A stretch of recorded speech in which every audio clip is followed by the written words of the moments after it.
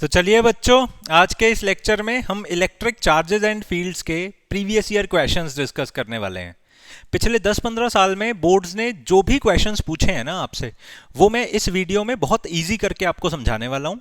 आपको सारे के सारे क्वेश्चंस को बहुत ध्यान से सुनना है और उसको टाइम बाय टाइम रिवाइज करते रहना है, ताकि पेपर से पहले तक वो आपको भूल ना जाए। ठीक है, तो चलिए शुरू करते हैं।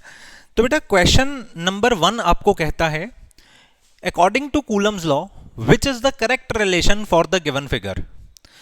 इन्होंने हमें जो डायग्राम दिया है, इस डायग्राम के अकॉर्डिंग एक चार्ज है Q1 और दूसरा चार्ज है Q2। Q1 वाले चार्ज के ऊपर देखो फोर्स लग रही है इस दिशा में, तो Q1 वाले चार्ज के ऊपर फोर्स इस दिशा में लग रही है और Q2 वाले चार्ज के ऊपर फोर्स इस दिशा में लग रही है। डेफिनेटली Q1 वाले चार्ज पर जो फोर्स लगा रहा है वो Q2 ही लगा रहा है, तो इसीलिए मैं इस फोर्स का नाम दूंगा F12।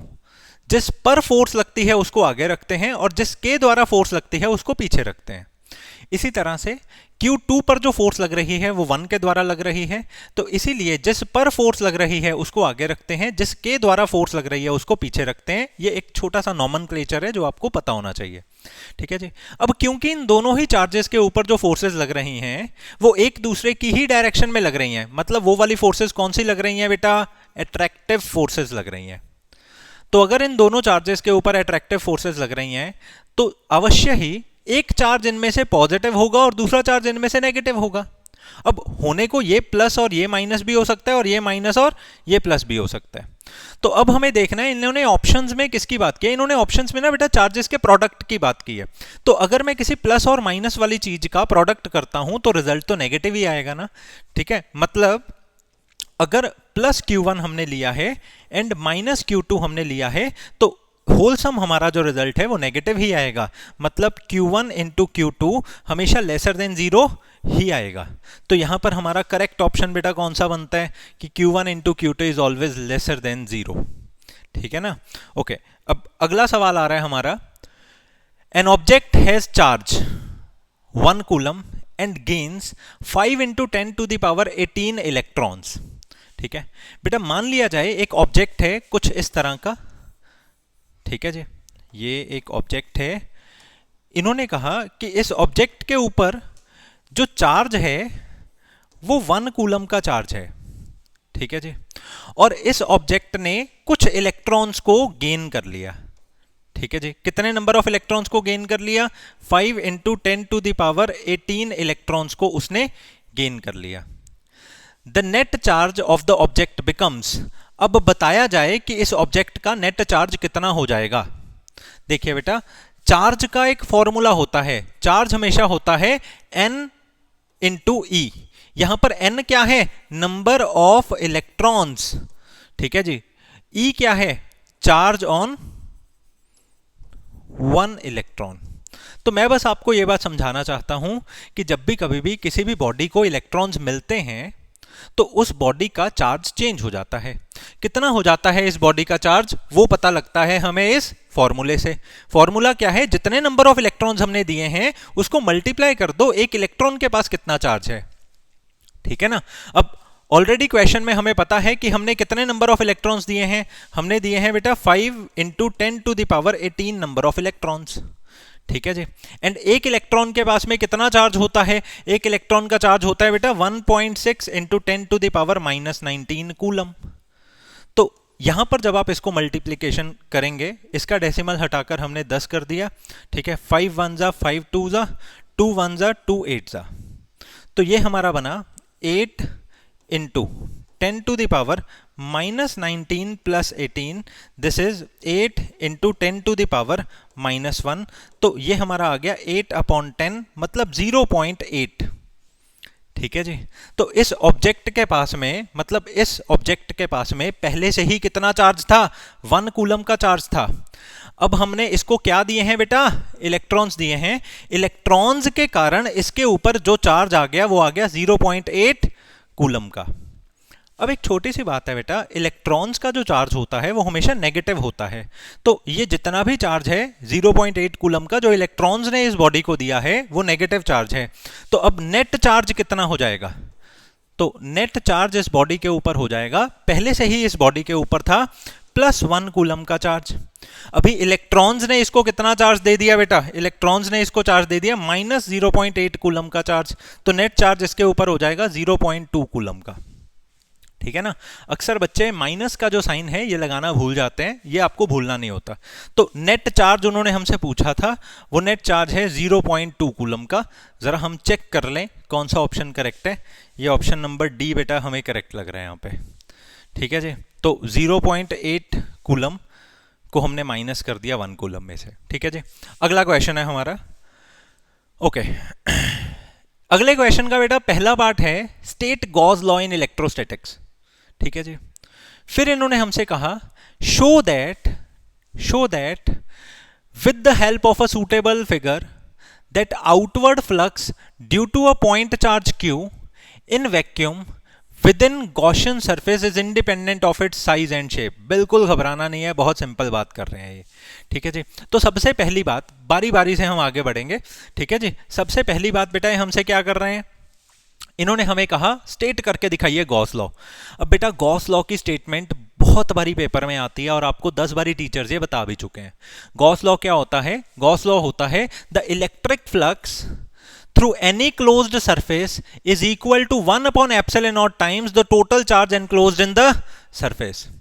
मतलब गॉस लॉ आपको क्या कहता है, किसी भी क्लोज सरफेस में जितना चार्ज होता है उस चार्ज के द्वारा जो इलेक्ट्रिक फील्ड लाइंस बाहर बनाई जाती हैं, वो इलेक्ट्रिक फील्ड लाइंस के द्वारा जो फ्लक्स क्रिएट किया जाता है वो होता है जितना चार्ज है divided by epsilon not.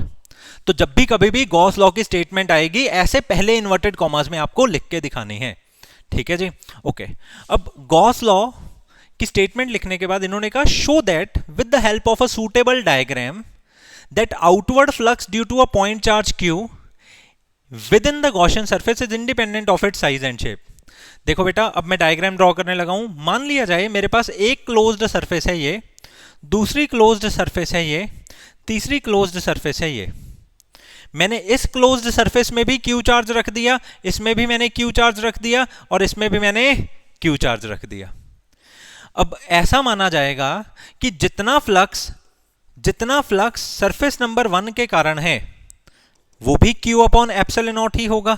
Surface number 2 के कारण भी जो फ्लक्स है वो Q अपॉन एप्सिलॉन नॉट ही होगा, और सरफेस नंबर 3 के कारण भी जो बेटा फ्लक्स है वो कितना होगा, Q अपॉन एप्सिलॉन नॉट ही होगा। अपने दिमाग में एक बात सेट कर लो कि चाहे तुम्हारी शेप जैसी मर्जी है, तुम्हारा फ्लक्स जो है वो हमेशा जितना चार्ज उस शेप के अंदर पड़ा है डिवाइडेड बाय एप्सिलॉन नॉट के बराबर होता है। हमारे फ्लक्स को कुछ लेन देन नहीं है कि हमारा सरफेस कैसा है, हमारा सरफेस मतलब स्फेरिकल है या क्यूबिकल है या कैसे का हमारा सरफेस है। अगर बीच में चार्ज एक जैसा पड़ा है तो हमारे पास में फ्लक्स भी क्या आएगी, एक जैसी आएगी। ठीक है जी, तो आपको यहां पर पहले तो गॉस लॉ की स्टेटमेंट लिखनी है, बढ़िया आंसर अगर आप देना चाहते हैं टीचर को।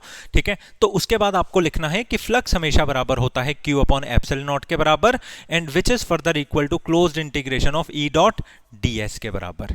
यहां तक आपने गॉस लॉ की स्टेटमेंट को कंप्लीट कर दिया। इसके बाद उन्होंने सेकंड पार्ट में तुम्हें कहा है कि सूटेबल डायग्राम से बताइए कि शेप एंड साइज पे फ्लक्स डिपेंड नहीं करता। तो आपने ये 3 डायग्राम्स बनाए, तीनों डायग्राम्स का जो फ्लक्स है वो क्या आ रहा है, सेम आ रहा है। तो आप ये ऐसे ही 3 डायग्राम्स बनाएंगे और उनको बताएंगे as flux is same for all sizes and shapes. ठीक है जी, और इसी के ही साथ में हमारा पहला पार्ट कंप्लीट हो गया। ठीक है जी, एक एक बात को पढ़ के फिर उसका जवाब देना है। पहला पार्ट हमारा कंप्लीट हो गया। अब आ जाते हैं हम सेकंड पार्ट पे बेटा। इनके सेकंड पार्ट में ऐसा पूछा गया है हमसे, in the figure there is 3 infinite long thin sheets having surface charge densities this and this. इन्होंने कहा कि हमारे पास में, अब मैं बी ऑप्शन यहां पर बी पार्ट इसका शुरू कर रहा हूं। ठीक है जी, इन्होंने कहा हमारे पास में 3 इनफाइनाइट शीट्स हैं। मान लो ये एक शीट है, ये दूसरी शीट है और ये तीसरी शीट है। ठीक है जी, having surface charge densities this and this. पहली वाली शीट की सरफेस चार्ज डेंसिटी है +2 सिग्मा, दूसरी शीट की सरफेस चार्ज डेंसिटी है -2 सिग्मा और तीसरी शीट की बेटा सरफेस चार्ज डेंसिटी है +6 sigma respectively. Give the magnitude and direction of electric field at a point two the left of the sheet of charge density plus sigma. मतलब सबसे पहले हमें इस +2 सिग्मा वाली चार्ज डेंसिटी के लेफ्ट साइड पे electric field बताइए। ठीक है जी, ऐसा ही बोला ना इन्होंने हमें क्या बोला है, give the magnitude and direction of the electric field at a point two the left sheet of the charge density +2 sigma. ठीक है जी, ओके। तो मतलब गिव द, इस तरह से इस वाली बात के अकॉर्डिंगली हम क्या सोच रहे हैं कि हमने +2 सिग्मा के लेफ्ट साइड पे बतानी है। And to the right of the sheet of charge density plus sigma. ठीक है जी, और हमने चार्ज डेंसिटी प्लस सिग्मा के राइट साइड पे भी बतानी है इलेक्ट्रिक फील्ड। ठीक है जी, यहां बतानी है और यहां बतानी है, इन दो जगहों पे हमें बतानी है। बहुत सिंपल क्वेश्चन है, बिल्कुल घबराओ मत। सबसे पहले इस क्वेश्चन को तो तुम तभी करोगे ना जब तुम्हें एक बेसिक सा फॉर्मूला आता होगा। याद करो बेटा, याद करो, किसी भी इनफाइनाइट शीट के कारण इलेक्ट्रिक फील्ड कितनी होती है? इनफाइनाइट शीट के कारण बेटा इलेक्ट्रिक फील्ड होती है जितनी चार्ज डेंसिटी है अपॉन 2 एप्सिलॉन नॉट। ठीक है जी, मतलब charge density divided by 2 epsilon naught, this is our formula. ठीक है जी, अब मान लिया जाए बेटा यह है शीट नंबर 1, यह है शीट नंबर 2 और यह है शीट नंबर 3। अगर मैं शीट नंबर 1 के अकॉर्डिंगली देखूं, यहां पर शीट नंबर 1 के अकॉर्डिंगली अगर बेटा मैं देखूं तो यह है हमारे पास में पॉजिटिव शीट। ठीक है जी, ये जो पॉजिटिव शीट है इसके कारण यहां पर जो इलेक्ट्रिक फील्ड होगी वो किस दिशा में होगी? इस दिशा में होगी। मतलब electric field due to sheet number 1 is in this direction. Okay जी, इसी तरह से ये नेगेटिव शीट है, हमेशा नेगेटिव शीट का क्या मतलब है? इसके ऊपर नेगेटिव चार्जेस होंगे। नेगेटिव चार्जेस की इलेक्ट्रिक फील्ड लाइंस हमेशा नेगेटिव चार्जेस की ही डायरेक्शन में होते हैं, एंड पॉजिटिव चार्जेस की इलेक्ट्रिक फील्ड लाइंस हमेशा उनसे दूर दूर होते हैं। तो इसीलिए मैंने आपको कहा कि शीट नंबर 1 के कारण यहां पर जो इलेक्ट्रिक फील्ड है वो उससे दूर जाएगी, शीट नंबर 2 के कारण यहां पर जो इलेक्ट्रिक फील्ड है वो इसकी तरफ को आएगी। तो electric field due to sheet number 2 is this. ठीक है, इसी तरह से बेटा शीट नंबर 3 के कारण जो इलेक्ट्रिक फील्ड है यहां पर, वो यहां पर अगेन पॉजिटिव है, तो शीट नंबर 3 के कारण इलेक्ट्रिक फील्ड हमारी इस डायरेक्शन में जा रही है। ओके जी, हमें एक तो इस रीजन में चेक करना है, तो मैंने इस रीजन में तीनों शीट्स के कारण इलेक्ट्रिक फील्ड की बात कर दी। ठीक है जी, ओके। अब हमें इस रीजन पे भी चेक करना है। शीट नंबर 1 के कारण यहां जो इलेक्ट्रिक फील्ड है वो इस दिशा में होगी, शीट नंबर 2 के कारण यहां जो इलेक्ट्रिक फील्ड है वो इस दिशा में होगी, एंड शीट नंबर 3 के कारण यहां जो इलेक्ट्रिक फील्ड है वो इस दिशा में होगी। ठीक है जी, I hope so this is very clear. ठीक है जी, अब सबसे पहले हम इलेक्ट्रिक फील्ड नंबर 1 की बात करते हैं। इलेक्ट्रिक फील्ड का क्या फॉर्मूला है? जितनी चार्ज डेंसिटी है अपॉन 2 एप्सिलॉन नॉट। ठीक है जी, तो इलेक्ट्रिक फील्ड नंबर 1 क्या है? कितनी है इस पर चार्ज डेंसिटी? +2 सिग्मा अपॉन नीचे क्या आएगा? 2 एप्सिलॉन नॉट। ठीक है जी, इसी तरह से इलेक्ट्रिक फील्ड नंबर 2 को मैं क्या लिखूंगा? -2 sigma upon 2 epsilon not. Electric field number 3 को हम क्या लिखेंगे बेटा? Plus sigma upon 2 epsilon not. तो अगर मैं यहां की बात करूं, मतलब नेट इलेक्ट्रिक फील्ड की अगर मैं बात करूं इन रीजन नंबर 1, मान लो ये है रीजन नंबर 1। ठीक है जी, तो यहां पर 2 इलेक्ट्रिक फील्ड लाइंस तो बेटा इस दिशा में जा रही हैं, एक इलेक्ट्रिक फील्ड हमारी इस दिशा में जा रही है।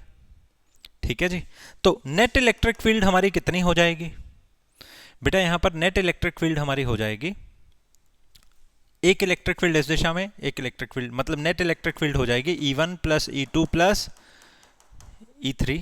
तो E1 की वैल्यू आपने क्या रखी है? 2 सिग्मा अपॉन 2 एप्सिलॉन नॉट, ये ऐसे कैंसिल हो गया। ठीक है जी, E2 की वैल्यू आपने क्या रखी है?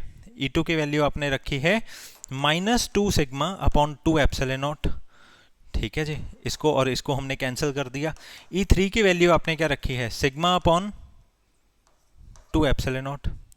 अब कुछ बच्चे यहां पर बहुत भयंकर मिस्टेक करते हैं, वो ये है, वो कहेंगे सर E1 वाली जो इलेक्ट्रिक फील्ड है वो इस दिशा में है, E2 वाली इलेक्ट्रिक फील्ड इस दिशा में है, हम इसको प्लस लेंगे और इसको माइनस लेंगे। बेटा ऐसी गलती मत करना। क्यों ऐसी गलती मत करना? क्योंकि ऑलरेडी तुमने जब यहाँ E1 वाली इलेक्ट्रिक फील्ड इस दिशा में बनाई है, वो किस बेस पे बनाई है? वो इस बेस पे बनाई है क्योंकि ये प्लस था, प्लस के कारण जो इलेक्ट्रिक फील्ड है वो इस दिशा में होती है। तो तुमने ऑलरेडी प्लस एंड माइनस के बेस पर इसको डायरेक्शन अलॉट कर दी हुई है। तो अब फिर आप इसकी डायरेक्शन की बात अगर करेंगे तो प्रॉब्लम आ जाएगी, ठीक है ना। मैं आपको ये बात कह रहा हूं कि मैंने जो E1, E2 एंड E3 की इलेक्ट्रिक फील्ड कैलकुलेट की है, इस इलेक्ट्रिक फील्ड को मैंने प्लस और इस इलेक्ट्रिक फील्ड को मैंने माइनस क्यों बोला है? इसलिए बोला है क्योंकि ये प्लस के कारण है और ये माइनस के कारण है, ठीक है जी। तो अगर ये प्लस के कारण है और ये माइनस के कारण है तो अपने आप ही मैंने यहां पर इसको प्लस और इसको माइनस लिया है। अब डायरेक्शन वाली बात करके मैं दोबारा से इनके साइंस को वो पुराने वाले नहीं करना चाहता।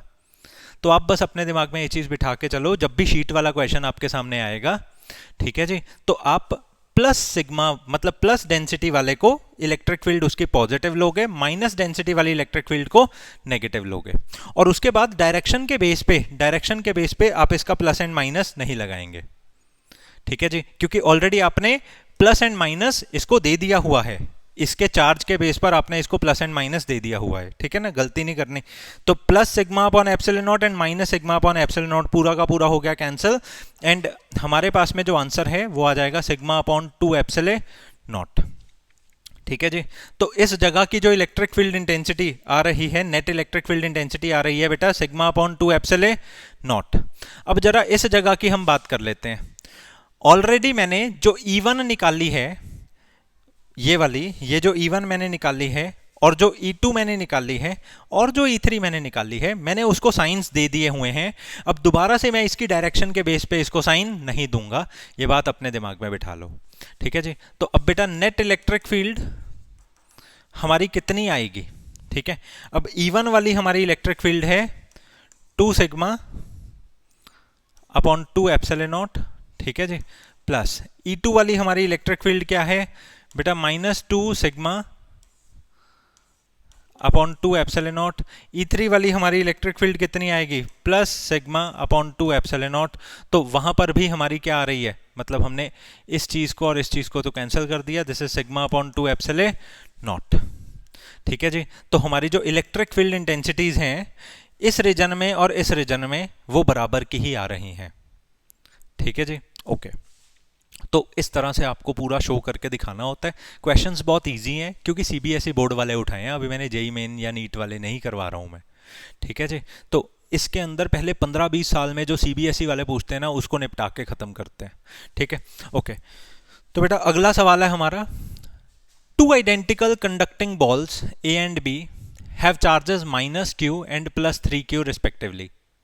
मान लिया जाए एक बॉल है ये, दूसरी बॉल है ये, इसके ऊपर चार्ज है -q, इसके ऊपर चार्ज है +3q, ठीक है जी। ऐसा ही बोला ना इन्होंने, 2 identical conducting balls A and B having charges -q and +3q respectively, they are brought in contact with each other.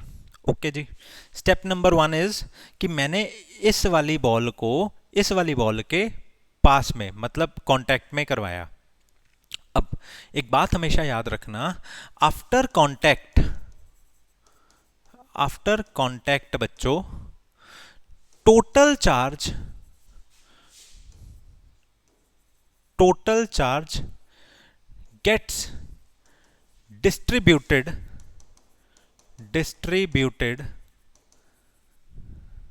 Equally, ठीक है जी। कांटेक्ट में आने के बाद ये जो ए बॉल है और ये जो बी बॉल है, इसकी ए वाली जो बॉल है और बी वाली बॉल जो है, इसके ऊपर जो चार्ज है वो इक्वली आ जाएगा। मतलब इसके पास टोटल चार्ज है कितना, पहले तो ये बात करते हैं। इसके पास टोटल चार्ज है -q + 3q, तो इसके पास टोटल चार्ज है 2q। जब इनको कांटेक्ट में हम लेकर आए तो ये पूरा का पूरा 2q चार्ज आधा आधा बंट जाएगा, मतलब इसके ऊपर भी q आ जाएगा और इसके ऊपर भी q आ जाएगा। ओके, इन्होंने हमें कहा 2 identical conducting balls A and B have charges -q and +3q respectively. They are brought in contact with each other and then separated by a distance d apart. Okay जी, पहले जब मैं इनको contact में लाया तो इनका total charge Q and Q आपस में बंट गया और उसके बाद मैंने इनको d डिस्टेंस पर सेपरेट कर दिया। Find the nature of the Coulomb's force between them.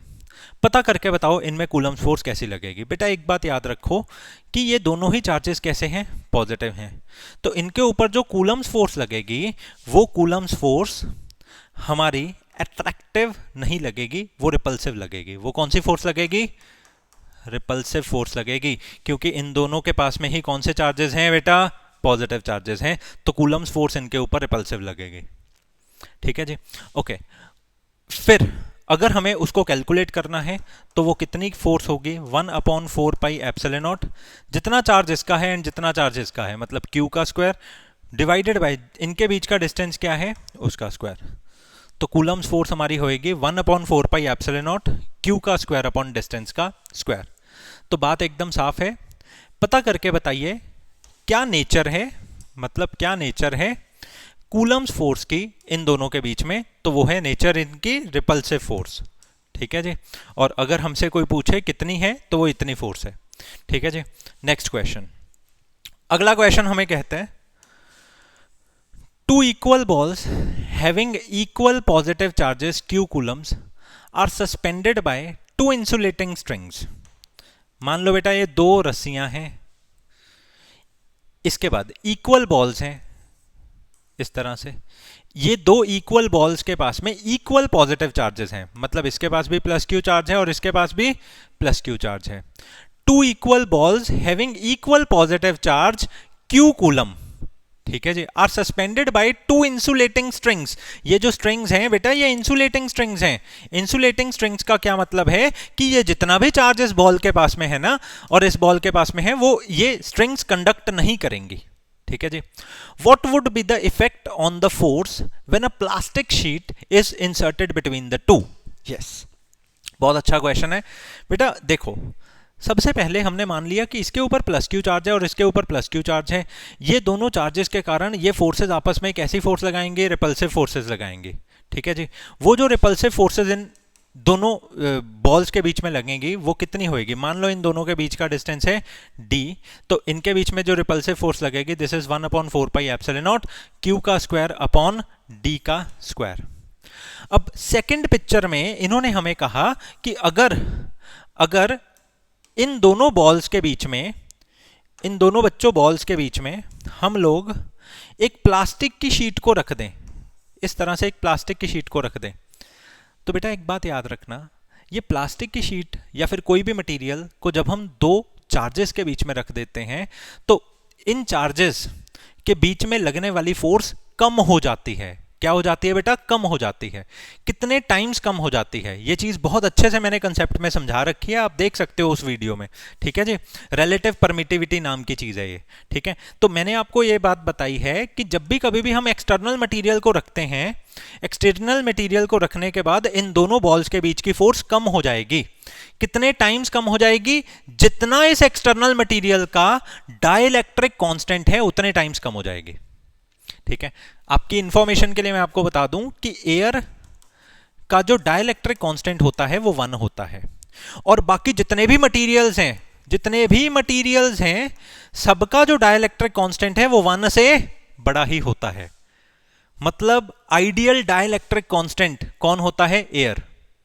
ठीक है जी, ओके। तो मतलब अगर जब हमने ये शीट को नहीं रखा था उस समय जो फोर्स है वो इतनी लग रही थी, अब हमने जब शीट को रख दिया अब की जो न्यू फोर्स है वो कितनी हो जाएगी, ओल्ड फोर्स को डिवाइड कर दो डाइलेक्ट्रिक कांस्टेंट के साथ, तो मतलब शीट रखने के बाद जो फोर्स है वो k टाइम्स कम हो जाएगी।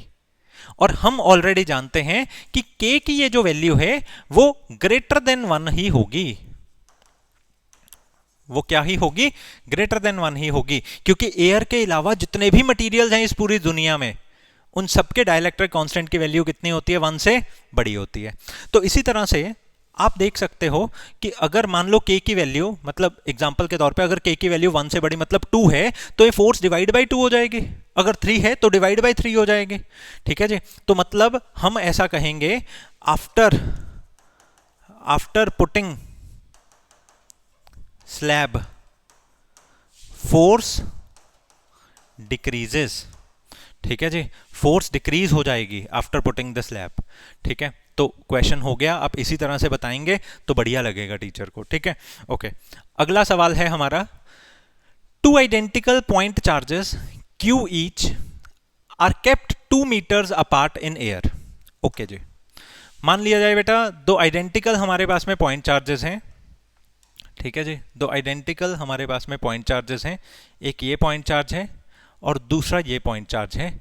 इन्होंने कहा है, खुद ही कहा है, Q each are kept 2 metres apart in air. इन दोनों को हमने कितने मीटर्स अपार्ट रख दिया बेटा? 2 मीटर्स अपार्ट रख दिया। A third point charge Q of unknown magnitude and sign. अब बच्चों हमें नहीं पता कि एक तीसरा पॉइंट चार्ज है कैपिटल क्यू, इस कैपिटल क्यू की कितनी वैल्यू है, इसकी क्या नेचर है, हमें नहीं पता, ठीक है जी। A third point charge capital Q of unknown magnitude and sign is placed in the line joining the charges such that the system remains in equilibrium. Okay जी, तो बेटा एक बात मैं आपको ये कहना चाहता हूं कि अगर ये तीसरे चार्ज को रखने के बाद ये पूरा का पूरा सिस्टम इक्विलिब्रियम में है, ठीक है जी, अगर ये पूरा का पूरा सिस्टम इक्विलिब्रियम में है, ठीक है जी, तो मतलब इस पूरे सिस्टम के ऊपर नेट फोर्स कितनी लग रही है? 0 लग रही है, ठीक है जी। अब नेट फोर्स 0 हमेशा तभी लग सकती है अगर ये वाला चार्ज इस चार्ज को इधर को खींच रहा हो, ये वाला चार्ज इस चार्ज को इधर को खींच रहा हो। अब बेटा ये वाला चार्ज पॉजिटिव है और ये वाला चार्ज भी पॉजिटिव है, ये सिर्फ इस चार्ज को तभी खींचेगा जब ये वाला चार्ज क्या होगा? नेगेटिव होगा। तो यहां पर हमें पता लग गया सिस्टम को इक्विलिब्रियम रखने के लिए नेट फोर्स 0 होनी चाहिए, ठीक है जी। और नेट फोर्स 0 होने का क्या मतलब है? ये मान लो A है, ये B है, ये C है। नेट फोर्स 0 होने का क्या मतलब है? Force between A and C बराबर होनी चाहिए force between B and C के। समझ में आई मेरी बात? ओके, तो A एंड C के बीच में लगने वाली force and B and C के बीच में लगने वाली फोर्स बेटा क्या होनी चाहिए? बराबर होनी चाहिए। अब मान लो मैंने इस चार्ज को किसी x डिस्टेंस पर रखा है, तो ये पूरा डिस्टेंस जो है वो 2 मीटर है, तो बचा हुआ जो हमारा डिस्टेंस हो जाएगा वो कितना हो जाएगा बेटा? 2 माइनस x हो जाएगा, ठीक है जी। तो उन्होंने अपने से क्या पूछा? क्या है? उन्होंने अपने से पूछा है find the position and nature of charge, ठीक है जी। तो मैं आपको पहले ही बता दूं कि ये नेचर ऑफ चार्ज तो अपनी नेगेटिव है। ये मैं आपको पहले ही बता दूं कि नेचर ऑफ चार्ज तो अपनी क्या है? नेगेटिव है। अब हमें क्या पता करनी है? पोजीशन। ओके, पोजीशन को पता करने के लिए मैंने एक आइडिया आपको दे दिया कि जितना फोर्स इसके बीच में लग रहा है A एंड C के बीच में, उतना ही फोर्स C एंड B के बीच में लगेगा, ठीक है। अब फोर्स का क्या फॉर्मूला होता है? 1/4 पाई एप्सिलॉन नॉट। इसके और इसके बीच में कितना मतलब मल्टीप्लीकेशन क्या आएगा? Q इंटू कैपिटल Q, ठीक है जी, डिवाइड बाय डिस्टेंस कितना है? डिस्टेंस है इनका x का square. This is equal to again 1/4 pi epsilon naught Q into capital Q upon इसके बीच का डिस्टेंस क्या है? 2 माइनस x का whole square. 1/4 pi epsilon naught से 1/4 पाई एप्सिलॉन नॉट गया, इससे ये गया, तो एज अ रिजल्ट हमारे पास में क्या आ गया? ये आ गया 2 माइनस एक्स का होल स्क्वायर अपॉन एक्स का square which is equal to 1, ठीक है जी। तो बेटा 2 माइनस एक्स का होल स्क्वायर अपॉन एक्स का होल स्क्वायर ये आ गया हमारा 1 के बराबर, ठीक है जी। क्यों ना मैं इस स्क्वायर को इधर ले जाकर रूट बना दूं, वो भी हो सकता है। रूट ऑफ 1 भी हमेशा क्या होता है? 1 ही होता है। तो बेटा 2 माइनस एक्स हमारा किसके बराबर आ जाएगा? हमारा x के बराबर आ जाएगा। तो एक तरह से 2 किसके बराबर आ जाएगा? 2x के बराबर आ जाएगा। तो हमारे पास बेटा x की वैल्यू कितनी आ जाएगी? 1 मीटर। तो अपने दिमाग में ये बात याद रखना कि अगर x हमारा 1 मीटर आया है तो पूरा डिस्टेंस है 2 मीटर, x 1 मीटर है, तो ये वाला डिस्टेंस भी क्या होगा? 1 मीटर। तो हमने ये चीज को क्लियर कर दिया कि ये दोनों small q and small q charges के बीच में अगर मैं एक तीसरा चार्ज रखना चाहता हूं तो वो तीसरा चार्ज क्या होना चाहिए? नेगेटिव होना चाहिए। और वो तीसरा वाला जो चार्ज है वो इक्वल डिस्टेंस पे रखा होना चाहिए, मतलब सेंटर पे रखा होना चाहिए। मतलब 1 मीटर का डिस्टेंस यहां से होना चाहिए और 1 मीटर का डिस्टेंस यहां पे होना चाहिए, ठीक है, टू रिमेन इन इक्विलिब्रियम, ठीक है जी, टू रिमेन इन इक्विलिब्रियम, ठीक है जी। ओके, तो क्वेश्चन आपको समझ में आ गया। अब इसी के जैसे क्वेश्चंस बहुत ज़्यादा आते हैं, ठीक है, और भी आएंगे आगे चल के। अगला क्वेश्चन आ रहा है हमारे पास, ध्यान से पढ़िए। जैसे जैसे हम आगे बढ़ेंगे, ठीक है, क्वेश्चंस का जो लेवल है वो आपको बढ़िया मिलता जाएगा, ठीक है। ओके, तो क्वेश्चन आपको क्या कह रहे हैं, a particle of charge 2 microcoulomb and mass 1.6 gram is moving with a velocity of 4 I cap metre per second. ठीक है जी, एक बेटा मान लो पार्टिकल है, इसका जो चार्ज है वो 2 माइक्रोकूलम का चार्ज है, और इसका जो मास है वो 1.6 ग्राम्स का इसका मास है। Is moving with a velocity, ये पार्टिकल मूव कर रहा है किसी वेलोसिटी के साथ, कितनी वेलोसिटी के साथ, 4 आई कैप मीटर प्रति सेकेंड के वेलोसिटी के साथ। ठीक है जी, okay. At time t the particle enters in a, at time zero, sorry, time zero पे पार्टिकल एंटर करता है in a region having an electric field E. ठीक है जी, मान लो एक पार्टिकल को मैंने, इसी वाले पार्टिकल को टाइम जीरो पे एंटर करवा दिया एक इलेक्ट्रिक फील्ड के अंदर, और वो इलेक्ट्रिक फील्ड कितनी है, वो इलेक्ट्रिक फील्ड है 80 i cap plus 60 j cap. Find the velocity of the particle. ठीक है जी, अब बेटा आप ऑलरेडी जानते हैं कि इलेक्ट्रिक फील्ड में जब भी चार्ज जाएगा तो इलेक्ट्रिक फील्ड उस चार्ज के ऊपर फोर्स लगाएगी, तो फोर्स लगाने के बाद वो वाला चार्ज ज्यादा स्पीड से मूव करने लगेगा। हमें पता करना है कि इलेक्ट्रिक फील्ड में जाने के बाद उस चार्ज की कितनी वेलोसिटी हो जाएगी। ठीक है जी, उस चार्ज की कितनी वेलोसिटी हो जाएगी 5 सेकेंड्स के बाद। कितनी देर के बाद, 5 सेकेंड्स के बाद। ठीक है, ओके, तो मैं ना आपको सिचुएशन एकदम क्लियर कर देता हूं। बेटा मान लो यहां से हमारी इलेक्ट्रिक फील्ड शुरू हो रही है, ये इलेक्ट्रिक फील्ड हमारी कितनी है, ये इलेक्ट्रिक फील्ड है हमारी 80 i cap plus 60 j cap. अभी टाइम कितना है, 0 है। ये पार्टिकल इतनी स्पीड से एंटर करता करता इसमें एंटर कर जाएगा। ठीक है जी, 0 टाइम पे। आफ्टर टी टाइम ये जो चार्ज है इसकी कितनी वेलोसिटी हो जाएगी, ये उन्होंने हमसे पूछा है। कितनी देर के बाद पूछा है बेटा, time is equal to 5 seconds के बाद हमसे उन्होंने पूछा है। ठीक है जी, अब देखिए सबसे पहला इसमें हमारा जो काम है वो है चार्ज की जो भी इंफॉर्मेशन दी है उसको थोड़ा करेक्ट करके हम लिख लें। जैसे चार्ज की इन्होंने इंफॉर्मेशन दी है 2 माइक्रोकूलम, मैं इसको क्या लिख सकता हूं, 2 into 10 to the power -6 coulomb. ठीक है जी, इस चार्ज का बच्चों कितना मास इन्होंने हमें दिया है, इस चार्ज का हमें मास दिया गया है 1.6 ग्राम्स। ठीक है जी, समय आने पर हम इस मास को भी बेटा केजीज में यूज करके देखेंगे। ठीक है जी, अब इलेक्ट्रिक फील्ड में जब ये चार्ज एंटर कर जाएगा तो इस चार्ज के ऊपर क्या लगाई जाएगी, फोर्स लगाई जाएगी। कितनी फोर्स लगाई जाएगी बेटा, इलेक्ट्रिक फील्ड जो फोर्स लगाती है वो लगाती है Q इंटू ई के बराबर।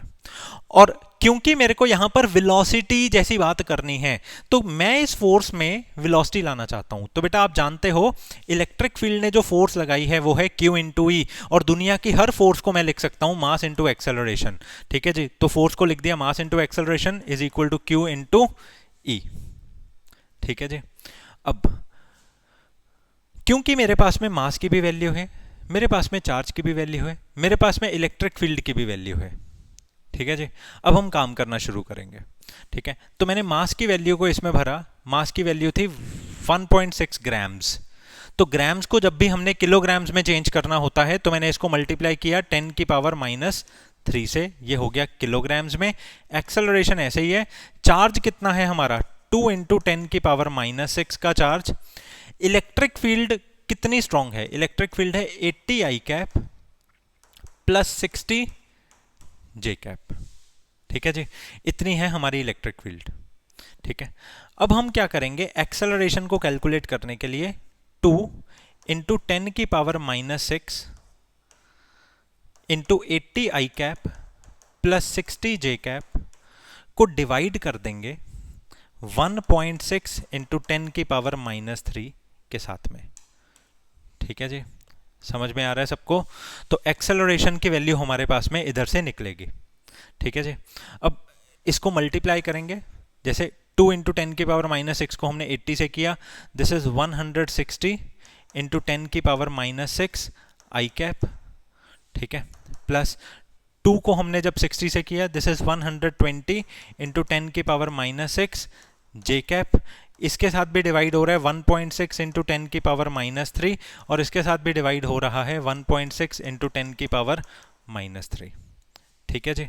तो अब क्या करेंगे, जैसे 10 की पावर -3 हमारा ऊपर गया, ठीक है जी, ओके। तो 10 की पावर -3, ये 160 अपॉन 1.6 को हमने ऐसे ही रहने दिया, तो इसको लिख दिया 10 की power -6 plus 3, this is -3 I cap, plus 120 upon 1.6, 10 की पावर -6 प्लस 3, दिस इज 10 की पावर -3 जे कैप। ठीक है जी। डेसिमल को हटाया, ऊपर जीरो लगाया, 16 वन जा 16 100 जा, ठीक है जी। डेसिमल को हटाया, ऊपर जीरो लगाया, 16 वन जा, सॉरी दिस इज 8 4 4 जा 16 4 3 0 0, ठीक है जी। तो हमारा 4 1 2 2 जा 4 एंड 2 150 जा, 2 1 जा 275 जा। तो हमारे पास में एक्सेलरेशन आ गई 10 की पावर -3 प्लस 2, ठीक है। 100 को मैं 10 की पावर 2 लिख सकता हूं ना, तो -3 प्लस 2 कितना हो जाएगा बेटा, -1 आई कैप, प्लस 75 इंटू 10 की पावर -3 जे कैप। तो ये है हमारी एक्सेलरेशन, ये हमारी एक्सेलरेशन है। अब ध्यान से इस चीज को देख लें, ठीक है, कंफ्यूजन नहीं होनी चाहिए। अब अगर हमें पता लग गया कि इलेक्ट्रिक फील्ड में जाने के बाद हमारे पार्टिकल को इतनी एक्सेलरेशन फेस करनी पड़ रही है, ठीक है जी, तो अब हम इसकी वेलोसिटी निकालना चाहते हैं। बेटा वेलोसिटी का तो फॉर्मूला क्या होता है, वेलोसिटी का फॉर्मूला होता है u प्लस ए इंटू टी। तो वेलोसिटी का फॉर्मूला होता है u प्लस ए इंटू टी, ठीक है जी। हमारा पार्टिकल इनिशियली कितनी वेलोसिटी से एंटर कर रहा है, ये बताया हुआ है आपको। इनिशियली वो पार्टिकल 4 आई कैप के वेलोसिटी से एंटर कर रहा है, उसको एक्सेलरेशन कितने की मिली है, 10 की पावर -1 आई कैप प्लस 75 इंटू 10 की पावर -3 जे कैप। और कितने समय बाद की हमने बात करनी है, 5 की। तो अब आप देखिए बेटा 4 आई कैप प्लस 5 इंटू 10 की पावर -1, मतलब 5 अपॉन 10 आई कैप प्लस 75 इंटू 5, ठीक है जी। अब 75 को जब आप 5 से करेंगे, दिस इज 375 इंटू 10 की पावर -3 जे कैप, ठीक है। तो आई कैप वाली चीज हम आई कैप वाली चीज के साथ में एडजस्ट करेंगे, दिस इज 1/2, ठीक है जी। अब 4 आई cap plus half i cap, this will be 4.5 i cap plus ये हमारा क्या आ गया 375 अपॉन 1000 जे कैप, ठीक है जी। तो this is 4.5 i cap plus 0.375 J cap. तो ये आ गई हमारी क्या, वेलोसिटी। कितनी देर बाद की है ये वेलोसिटी बेटा, ये वेलोसिटी है 5 सेकेंड्स बाद की। तो जब हमने इस 4 आई कैप वाली अपने 2 माइक्रोकूलम के चार्ज को इस इलेक्ट्रिक फील्ड में जब एंटर करवाया, तो after 5 seconds we will recognize कि ये वाले चार्ज पार्टिकल की जो वेलोसिटी है वो एक्स एक्सिस में हो जाएगी 4.5 metre per second and Y axis में हो जाएगी 0.375 मीटर पर सेकेंड, ठीक है जी। ओके, तो क्वेश्चन इजी था। आप प्रॉपरली इस क्वेश्चन को देखिए, ठीक है, यह पूरा क्वेश्चन आपको दिख रहा है, ठीक है जी। I hope so this is very clear. अगला क्वेश्चन, अगला क्वेश्चन बेटा, अगला क्वेश्चन, ये क्वेश्चन आपको कहता है 2 point charges of 1 microcoulomb and 4 microcoulomb, ठीक है जी। एक चार्ज है 1 माइक्रोकूलम का और दूसरा चार्ज है बेटा 4 माइक्रोकूलम का, आर केप्ट 30 सेंटीमीटर अपार्ट। इन दोनों ही चार्जेस को मैंने रखा है 30 सेंटीमीटर की दूरी पर। How far from the 1 microcoulomb charge on the line joining the two charges will the net electric field be 0? बेटा समझने वाली बात है, उन्होंने हमें कहा कितनी दूर, how far from 1 microcoulomb, 1 microcoulomb से नेट इलेक्ट्रिक फील्ड हमारी क्या हो जाएगी, 0 हो जाएगी। अब बेटा मैं आपसे एक बात करना चाहता हूं, ये पॉजिटिव है और ये भी क्या है, पॉजिटिव है। इलेक्ट्रिक फील्ड होती क्या है, इलेक्ट्रिक फील्ड क्या होती है बेटा? इलेक्ट्रिक फील्ड होती है फोर्स पर यूनिट चार्ज। आपको याद है ना, फोर्स का फॉर्मूला होता है इलेक्ट्रोस्टैटिक्स में 1/4πε0 क्यू क्यू अपॉन आर का स्क्वायर। इलेक्ट्रिक फील्ड का फॉर्मूला होता है 1/4πε0 क्यू अपॉन आर का स्क्वायर। तो एक तरह से अगर मैं फोर्स को चार्ज से डिवाइड कर दूं तो वो हमारी इलेक्ट्रिक फील्ड ही बन जाएगी, क्योंकि इलेक्ट्रिक फील्ड और फोर्स में सिर्फ चार्ज का ही डिफरेंस होता है। ठीक है जी, अपने दिमाग में ये चीज थोड़ी प्लीज सेट करके रखिए कि इलेक्ट्रिक फील्ड क्या होती है। इलेक्ट्रिक फील्ड होती है, मान लो अगर एक चार्ज है और इसके सामने मैं कहीं पे इलेक्ट्रिक फील्ड पता करना चाहता हूं ना, तो मैं यहां पर 1 कूलम का एक चार्ज रख दूंगा, उसके ऊपर जो फोर्स लगेगी वो इलेक्ट्रिक फील्ड ही होगी। इस चार्ज के द्वारा इस 1 कूलम के ऊपर जो फोर्स लगेगी बेटा वो इलेक्ट्रिक फील्ड ही होगी। तो मैं आपको बस ये बात बताना चाहता हूं कि इलेक्ट्रिक फील्ड भी एक तरह की क्या ही होती है, फोर्स ही होती है। एक जगह है, यहां पर मैंने कोई चार्ज को रखा, मैं इस चार्ज के कारण कहीं पे अगर इलेक्ट्रिक फील्ड पता करनी चाहता हूं तो उस जगह पर 1 कूलम का एक चार्ज रख दो, वो जितनी फोर्स फील करेगा वो ही वहां की इलेक्ट्रिक फील्ड है। दिमाग में सेट करके रखो, electric field force per unit charge होती है, जो फोर्स 1 कूलम चार्ज पर लगती है वो होती है इलेक्ट्रिक फील्ड। ठीक है जी, ओके। तो इन्होंने हमें क्या कहा, 2 point charges 1 microcoulomb and 4 microcoulomb are kept 30 centimetres apart. How far from +1 microcoulomb charge on the line joining the two charges will the net electric field be 0? तो मैंने ऐसा बोला, मान लिया जाए यहां पे किसी x डिस्टेंस की दूरी पर एक ऐसा पॉइंट है जहां पर हमारी इलेक्ट्रिक फील्ड क्या है, 0 है। मान लो बेटा, मान लो। तो अगर यहां पर हमारी इलेक्ट्रिक फील्ड 0 है तो इससे इसका कितना डिस्टेंस होगा, इन दोनों के बीच में बेटा कितना डिस्टेंस होगा? अगर ये पूरा 30 सेंटीमीटर है, इसमें से x चला गया, दिस इज 30 माइनस x। ठीक है जी। अब क्योंकि अगर यहां पर इलेक्ट्रिक फील्ड 0 है, इलेक्ट्रिक फील्ड तो एक तरह की फोर्स ही होती है, तो मतलब यहां पर नेट फोर्स क्या है, 0 है। ठीक है जी, electric field is 0, this implies net force भी वहां पर क्या है, 0 है।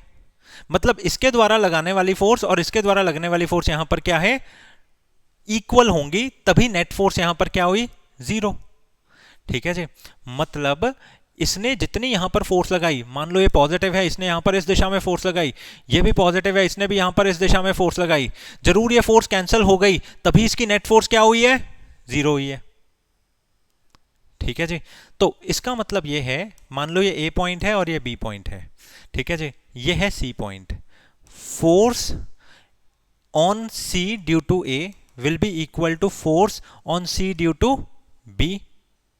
ठीक है जी, only in this condition, only in this condition हमारी इलेक्ट्रिक फील्ड क्या होगी, 0 होगी।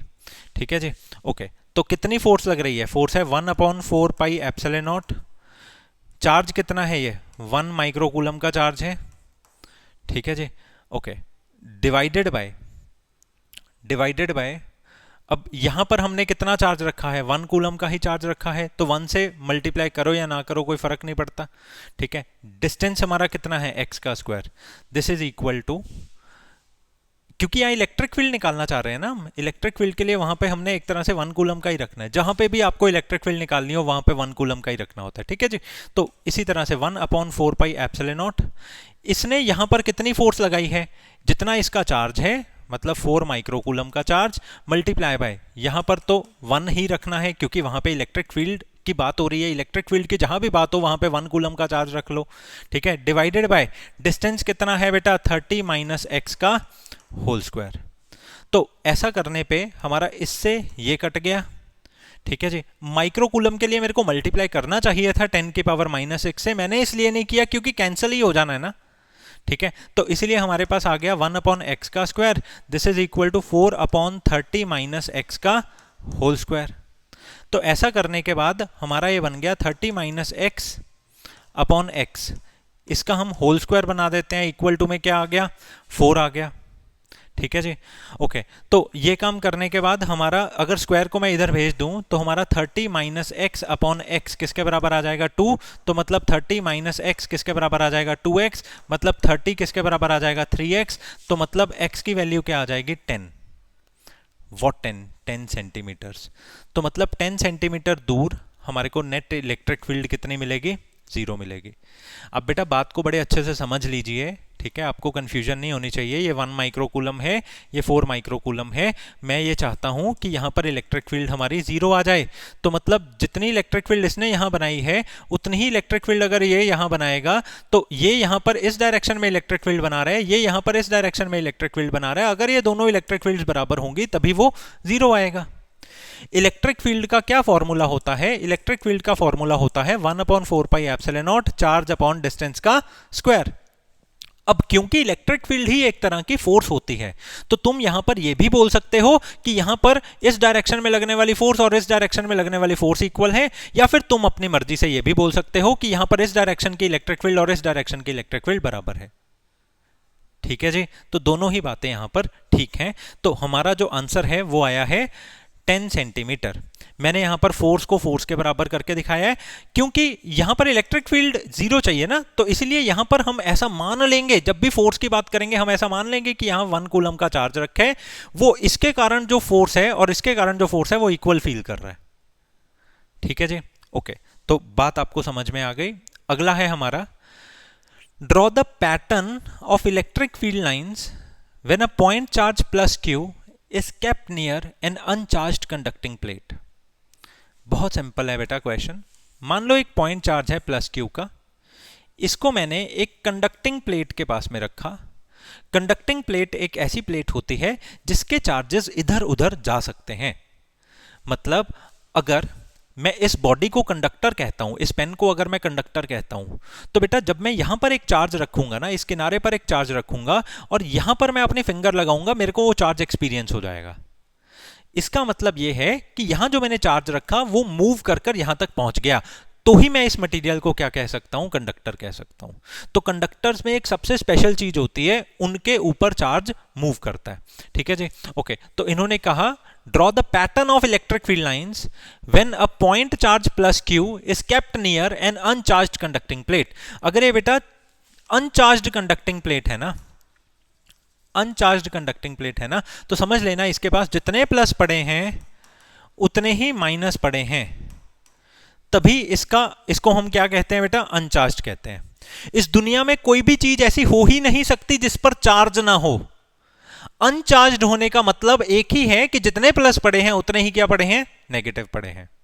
इस दुनिया में कोई चीज ऐसी हो ही नहीं सकती जिसके ऊपर एटम्स ना हो। एटम्स हैं तो चार्ज हैं, तो अनचार्ज्ड हम किसको कहते हैं, जिस पर जितने प्लस हैं और उतने ही माइनस है। बात समझ में आ गई? ठीक है जी, तो जब मैं इस प्लस क्यू वाले चार्ज को इसके पास में लाऊंगा तो होगा क्या, ये जितने भी इसके माइनस वाले चार्जेस हैं, मतलब ये वाला माइनस वाला चार्ज, ये वाला माइनस वाला चार्ज, ये सारे के सारे इधर आ जाएंगे, और जितने भी इसके पॉजिटिव चार्जेस हैं, मतलब ये सारे के सारे पॉजिटिव चार्जेस, ये सारे के सारे इसके प्लस चार्जेस, ये जा ही नहीं रहा है।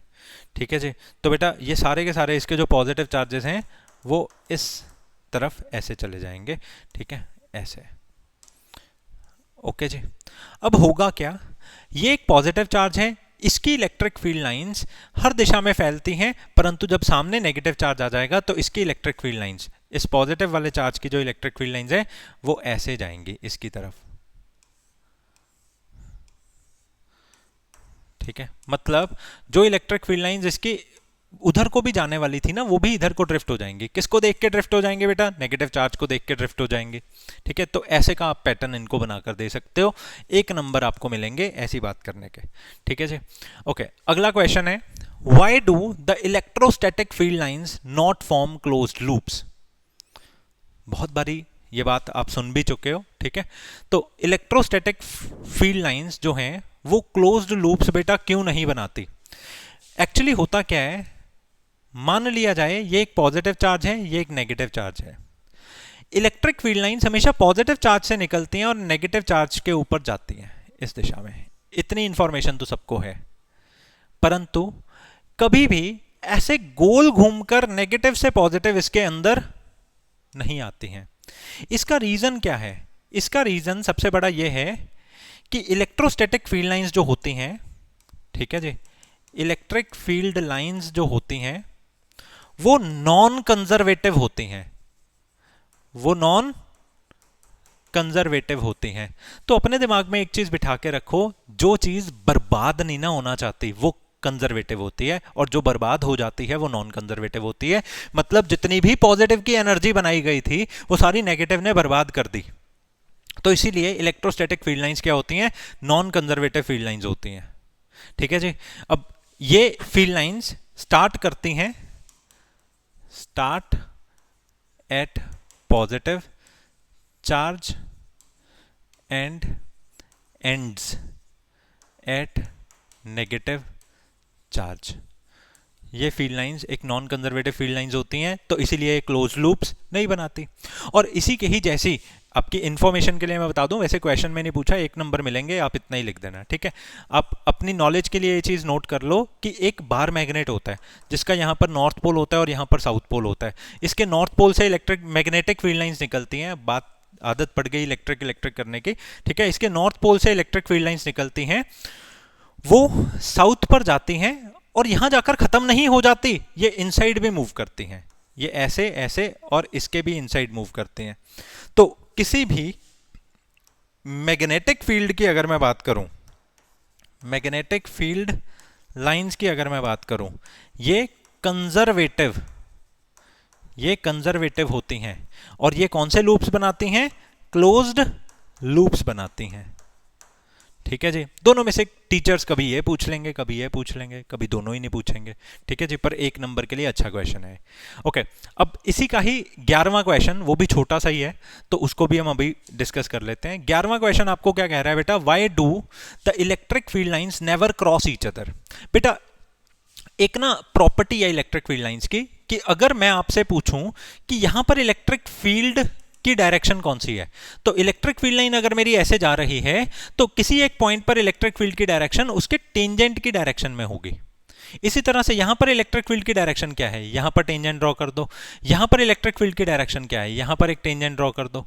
तो मैं सिर्फ आपको यह बात समझाना चाहता हूं, अगर 2 इलेक्ट्रिक फील्ड लाइंस बेटा आपस में इंटरसेक्ट करेंगी तो इस पॉइंट पर मैं ऐसे भी टेंजेंट बना सकता हूं और मैं ऐसे भी टेंजेंट बना सकता हूं।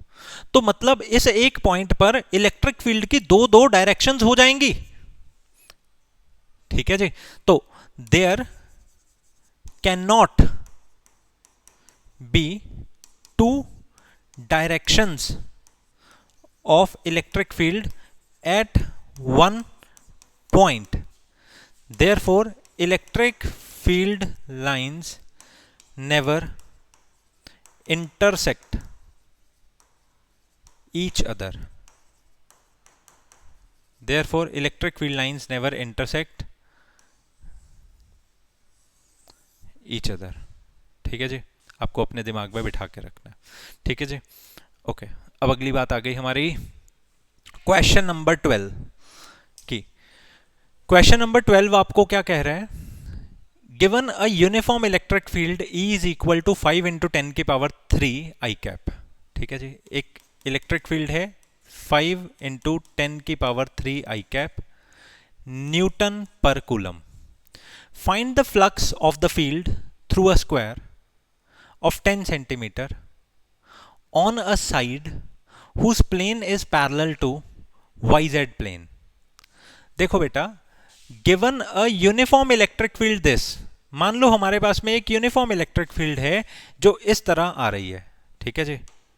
ये देखो, ऐसे एक यूनिफॉर्म इलेक्ट्रिक फील्ड है जो इस तरह से आ रही है, ठीक है।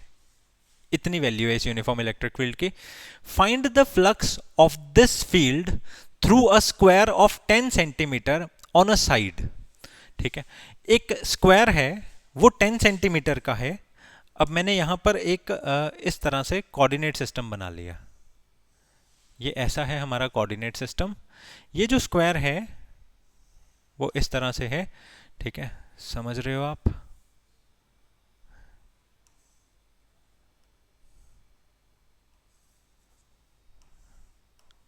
इस तरह से है, ठीक है।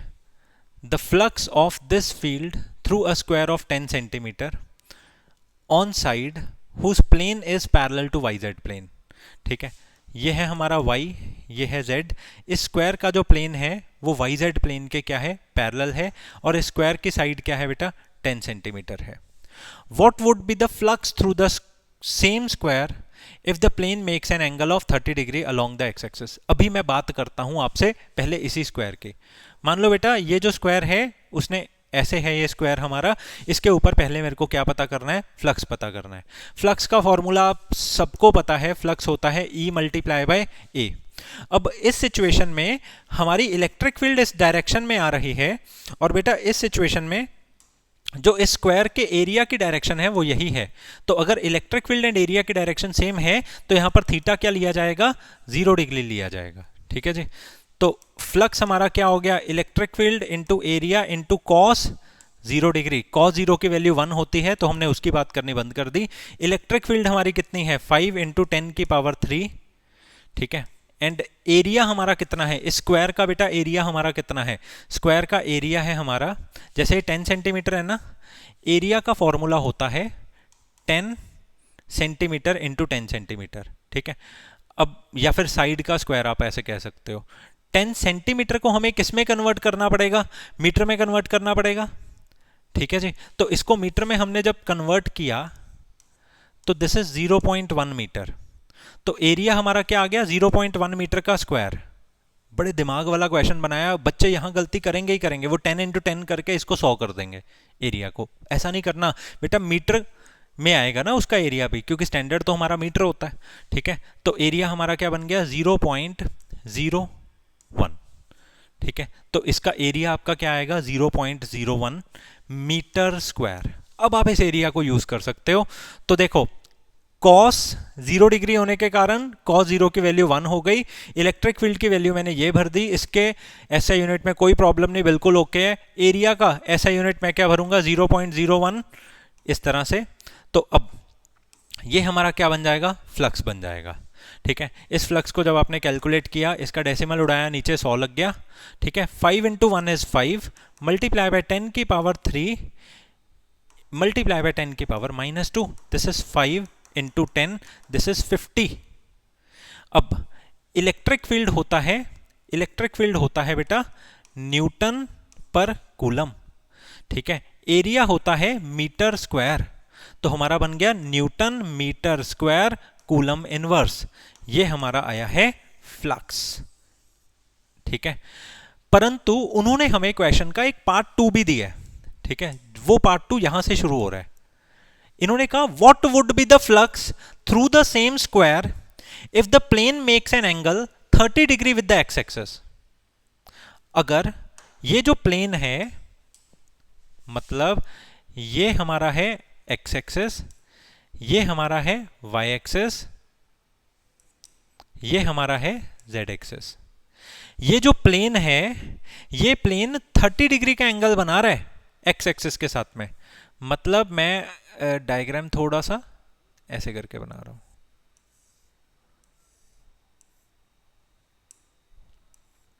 ये जो प्लेन है ये 30 डिग्री का एंगल बना रहा है, 30 डिग्री का एंगल बना रहा है एक्स एक्सिस के साथ में।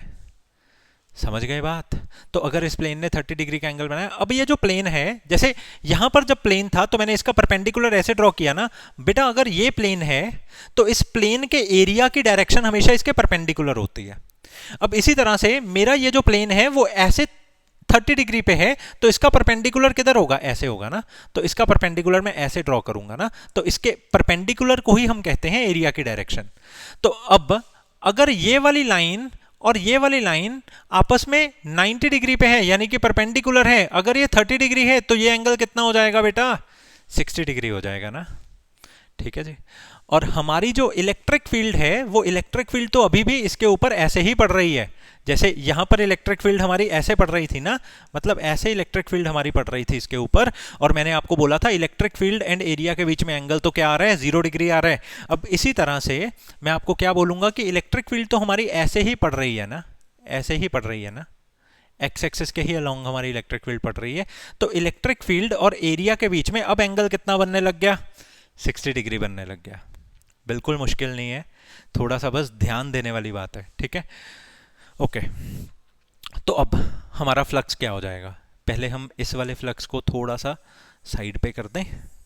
ठीक है। इसकी बात हमारी हो चुकी है। ओके। जिसको नोट करना है वो कर लेगा। चलो अब इसके फ्लक्स की हम बात करते हैं। अब फ्लक्स का तो फॉर्मूला अपना फिक्स है, E इंटू ए इंटू कॉस थीटा।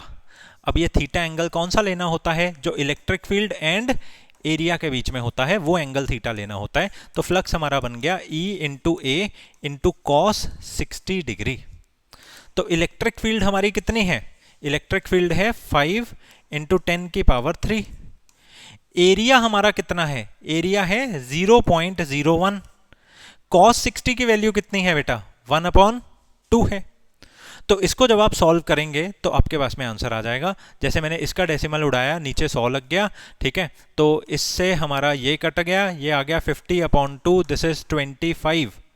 और क्योंकि ये फ्लक्स हमने कैलकुलेट किया है तो फ्लक्स की क्या वैल्यू होती है? Newton metre square coulomb inverse. तो ये हमारे फ्लक्स की वैल्यू आ गई जब हमने 30 डिग्री पे इसको बेंड किया। तो आप देख सकते हैं कि जब हमने शीट को ऐसे रखा था तो maximum number of field lines इसके ऊपर टकरा रही थी, तो फ्लक्स भी ज्यादा था। तो इसका फ्लक्स कितना आया था? 50। अब जब मैंने इसी शीट को बेटा ऐसे 30 डिग्री पे बेंड कर दिया तो most of the field lines हमारी ऊपर नीचे से जाने लग गई और हमारा फ्लक्स जो है वो कम होकर 25 newton metre square coulomb inverse रह गया। ये ऐसा यूनिट करेक्टली लिखना बहुत जरूरी होता है, ठीक है जी। चलिए बेटा अगला क्वेश्चन आ रहा है हमारा, क्वेश्चन नंबर 13। ये क्वेश्चन नंबर 13 एक थ्योरेटिकल सा क्वेश्चन है, ठीक है। ये आप खुद भी अपने आप कर सकते हैं और बहुत सारे बच्चों को इसका जवाब आता भी है, ठीक है। जो बच्चे यहां तक पहुंचे हैं उनको पता है डायपोल मोमेंट क्या होता है, ठीक है। तो क्या है बात यहां पे? Define the term electric dipole moment of a dipole. तो बेटा जब भी कभी भी दो इक्वल एंड ऑपोजिट चार्जेस को हम सेपरेट करते हैं बहुत स्मॉल डिस्टेंस से तो वो कहलाता है एक इलेक्ट्रिक डायपोल। इस दुनिया का सबसे आइडियल इलेक्ट्रिक डायपोल होता है एटम। एटम के अंदर क्या होता है बेटा? सेंटर पे प्रोटॉन होता है, मतलब न्यूक्लियस होता है, यहां पर इलेक्ट्रॉन होता है। इसको भी हम इलेक्ट्रिक डायपोल ही कहते हैं। और आप खुद देख सकते हो इलेक्ट्रॉन और प्रोटॉन के बीच में कितना छोटा डिस्टेंस होता है। इसीलिए आपको यह बात कभी भूलनी नहीं है कि जो इलेक्ट्रिक डायपोल होता है वो माइनस एंड प्लस चार्जेस को कहा जाता है और इसके बीच में ये जो डी डिस्टेंस होता है this is very very smaller distance, ठीक है जी। तो हमने क्या कहा? जब दो इक्वल एंड ऑपोजिट चार्जेस को हम सेपरेट करते हैं बहुत स्मॉल डिस्टेंस से तो उसको कहते हैं इलेक्ट्रिक डायपोल। अब इलेक्ट्रिक डायपोल मोमेंट हम किसको कहेंगे? कि जब भी कभी भी किसी एक चार्ज को हम मल्टीप्लाई कर देते हैं, इन दोनों में से किसी एक चार्ज के मैग्नीट्यूड को हमने जब मल्टीप्लाई कर दिया इनके बीच के डिस्टेंस के साथ। अब कभी भी इसके बीच का जो डिस्टेंस है ना वो d नहीं लिया करते, वो हमेशा 2a या फिर 2d या 2x इस तरह से लिया जाता है क्योंकि उसका डिस्टेंस होता ही बहुत छोटा है। तो अगर कैलकुलेशन में उसकी कुछ वैल्यू हमें दिखानी है तो उसके डिस्टेंस को हमें 2 टाइम्स कुछ लिखना पड़ता है, ठीक है जी। तो मैं आपको क्या बात कह रहा हूं कि इलेक्ट्रिक डायपोल मोमेंट क्या होगा? किसी भी एक चार्ज के मैग्नीट्यूड को मल्टीप्लाई कर दो उसके बीच के डिस्टेंस के साथ, ये कहलाएगा इलेक्ट्रिक डायपोल, ठीक है। तो मैंने आपको क्या कहा? The electric dipole is the magnitude of the dipole moment, ठीक है, is given by the product of the magnitude of one of the charge and the distance between them, ठीक है जी। मतलब किसी भी एक चार्ज और उसके बीच के डिस्टेंस को मल्टीप्लाई कर दो वो ही कहलाएगा इलेक्ट्रिक डायपोल मोमेंट। इसमें मैंने एक बात बता दी है, ठीक है ना, पूरा बता दिया है कि जब भी कभी भी कोई भी डायपोल होता है उसके माइनस क्यू और प्लस क्यू के बीच का जो डिस्टेंस होता है वो हमेशा 2a लिया जाता है, पहली बात। दूसरी बात, इसके माइनस क्यू और प्लस क्यू की ही डायरेक्शन में, मतलब माइनस से प्लस की ही डायरेक्शन में डायपोल मोमेंट की डायरेक्शन होती है। डायपोल मोमेंट की डायरेक्शन हमेशा नेगेटिव से पॉजिटिव चार्ज की तरफ होती है, ठीक है, ये बात भी आप साथ में लिख दें। तो डायपोल मोमेंट की क्या डेफिनेशन है? जब भी कभी भी किसी एक चार्ज को आप उन दो चार्जेस के बीच की सेपरेशन के साथ मल्टीप्लाई करेंगे दैट इज डायपोल मोमेंट। उसकी डायरेक्शन होती है माइनस से प्लस के बीच में। डायपोल मोमेंट एक वेक्टर क्वांटिटी है क्योंकि यस इसकी एक स्पेसिफाइड डायरेक्शन है। बस इतनी बातें बहुत हैं, एक नंबर में अगर कभी पूछे तो आप बता देना। अब अगला क्वेश्चन जो है हमारा वो बहुत इंपॉर्टेंट क्वेश्चन है, पर है वो भी थ्योरेटिकल क्वेश्चन। इसको मतलब ये एक डेरिवेशन है, इसकी ऑलरेडी मैंने वीडियो बनाई हुई है, ठीक है जी, परंतु ये इंपॉर्टेंट इतना ज्यादा है मैं चाहता हूं मैं एक बार आपको पूरा ये समझा दूं। क्वेश्चन क्या है? वो हमें कहते हैं right the expression for the torque acting on a dipole of dipole moment p placed in an electric field, ठीक है जी। देखो मैं आपको डेरिवेशन करवा रहा हूं, torque on a dipole placed in electric field. बेटा मान लिया जाए ये हमारे पास में एक इलेक्ट्रिक फील्ड है, बड़ी छोटी सी डेरिवेशन है इसीलिए मैं करवा रहा हूँ, ठीक है। यहाँ पर हमारे पास में एक डाइपोल है, यहाँ पर चार्ज है -q, यहाँ पर चार्ज है +q, ठीक है। हम ऐसा देखेंगे कि इलेक्ट्रिक फील्ड में जब भी कभी भी कोई भी चार्ज लगा रखा जाता है तो उस चार्ज के ऊपर इलेक्ट्रिक फील्ड कुछ फोर्स लगाती है। कितनी फोर्स लगाती है? पहले क्वेश्चन में हमने ये बात की थी, ये जो फोर्स लगती है ये होती है Q इंटू ई के जितनी, और इसके ऊपर भी जो फोर्स लगेगी वो Q इंटू ई के जितनी लगेगी। हमेशा बेटा पॉजिटिव चार्ज पर जो फोर्स लगती है वो इलेक्ट्रिक फील्ड की डायरेक्शन में लगती है, और नेगेटिव चार्ज पर जो फोर्स लगती है वो इलेक्ट्रिक फील्ड के ऑपोजिट डायरेक्शन में लगती है। अब हमने ऐसा देखा कि फोर्स +q चार्ज पर जो लगी है वो QE लगी है, फोर्स माइनस चार्ज पर जो लगी है वो -QE लगी है, जिसके कारण हमारी नेट फोर्स जो है वो कितनी हो गई है? 0 हो गई है। बात समझ में आ गई, ठीक है। परंतु जब भी कभी भी किसी भी बॉडी के दोनों एंड्स पे हम ऑपोजिट डायरेक्शन में बेटा फोर्सेस लगाते हैं, ऑपोजिट डायरेक्शन में फोर्सेस लगाते हैं, तो इस बॉडी के द्वारा एक रोटेशनल मोशन किया जाता है।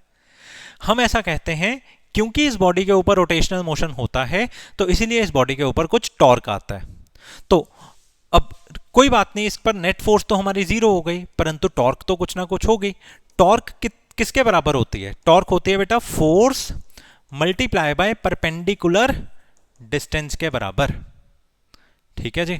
अब हमें समझ में आ गया कि किसी एक चार्ज के ऊपर लगने वाली जो फोर्स है वो तो है हमारी Q इंटू ई।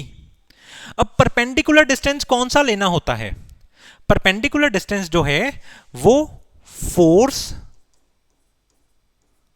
सिस के बीच में लेना होता है। मतलब लेट अस सपोज ये वाली फोर्स इस डायरेक्शन में लग रही है, अगर मैं इस फोर्स को ऐसे एक्सटेंड कर दूं तो दूसरे वाली फोर्स जो है वो ऐसे लग रही है। दूसरे वाली फोर्स और इस वाली फोर्स के बीच में ये जो परपेंडिकुलर डिस्टेंस है ये लेना होता है। समझे मेरी बात? इसमें कंफ्यूजन नहीं होनी चाहिए। मान लो मैंने ये जो डायपोल है ना वो थीटा एंगल पर रखा है, तो अगर इस डायपोल का यहां एंगल थीटा बन रहा है तो बेटा यहां पर भी तो इस डायपोल का इस लाइन ऑफ एक्शन के अकॉर्डिंगली एंगल कितना ही बनेगा? थीटा ही बनेगा, कॉरस्पॉन्डिंग एंगल्स हैं, ठीक है जी। तो इसका मतलब ये है कि ये जो डायपोल है इसकी लेंथ हमेशा हम क्या लेते हैं? 2a लेते हैं, ठीक है। तो 2a अगर हम इसकी लेंथ लेते हैं, ये हमारा एंगल थीटा बन गया है, ठीक है जी। हमें ये वाला डिस्टेंस एक्चुअली चाहिए, तो हम अब क्या करेंगे? हम एक काम करते हैं, हम साइन थीटा निकालते हैं। साइन थीटा क्या होता है बेटा? Perpendicular upon hypotenuse. क्योंकि मेरे पास हाइपोटेन्यूज है, मेरे को परपेंडिकुलर चाहिए, तो मैं साइन थीटा का इस्तेमाल करूंगा। जब परपेंडिकुलर और हाइपोटेन्यूज के बीच का मामला हो ना तो साइन थीटा यूज होता है। तो परपेंडिकुलर को मैं क्या लिखूंगा? परपेंडिकुलर को मान लो ये a है, ये b है और ये c है, तो मैं परपेंडिकुलर को लिखूंगा ac, एंड हाइपोटेन्यूज को मैं क्या लिखूंगा? 2a। तो हमारे ac की वैल्यू क्या आ जाएगी? 2a into sine theta. तो ac हमारा है क्या? ac है परपेंडिकुलर डिस्टेंस, ac है बेटा परपेंडिकुलर डिस्टेंस। तो अब हमारा ये जो टॉर्क है, ये टॉर्क क्या आ जाएगा? ये टॉर्क आ जाएगा जितनी फोर्स लगी है, फोर्स कितनी लगी है? Q into E multiply by जितना परपेंडिकुलर डिस्टेंस है वो हमारा आ गया है 2a साइन थीटा। तो आप बहुत अच्छे से ये बात अभी 2 मिनट पहले जान चुके हैं कि जब भी कभी भी चार्ज को हम उन दोनों चार्जेस के बीच वाले डिस्टेंस से मल्टीप्लाई करते हैं, ये तो हमारा आ जाता है डायपोल मोमेंट। तो इसका मतलब ये है कि Q एंड 2a को जब मैं मल्टीप्लाई करूंगा, मैं उसको क्या बोल सकता हूं? Dipole moment. मल्टीप्लाई किससे हो गया? E से, साथ में क्या आ गया? Sine theta.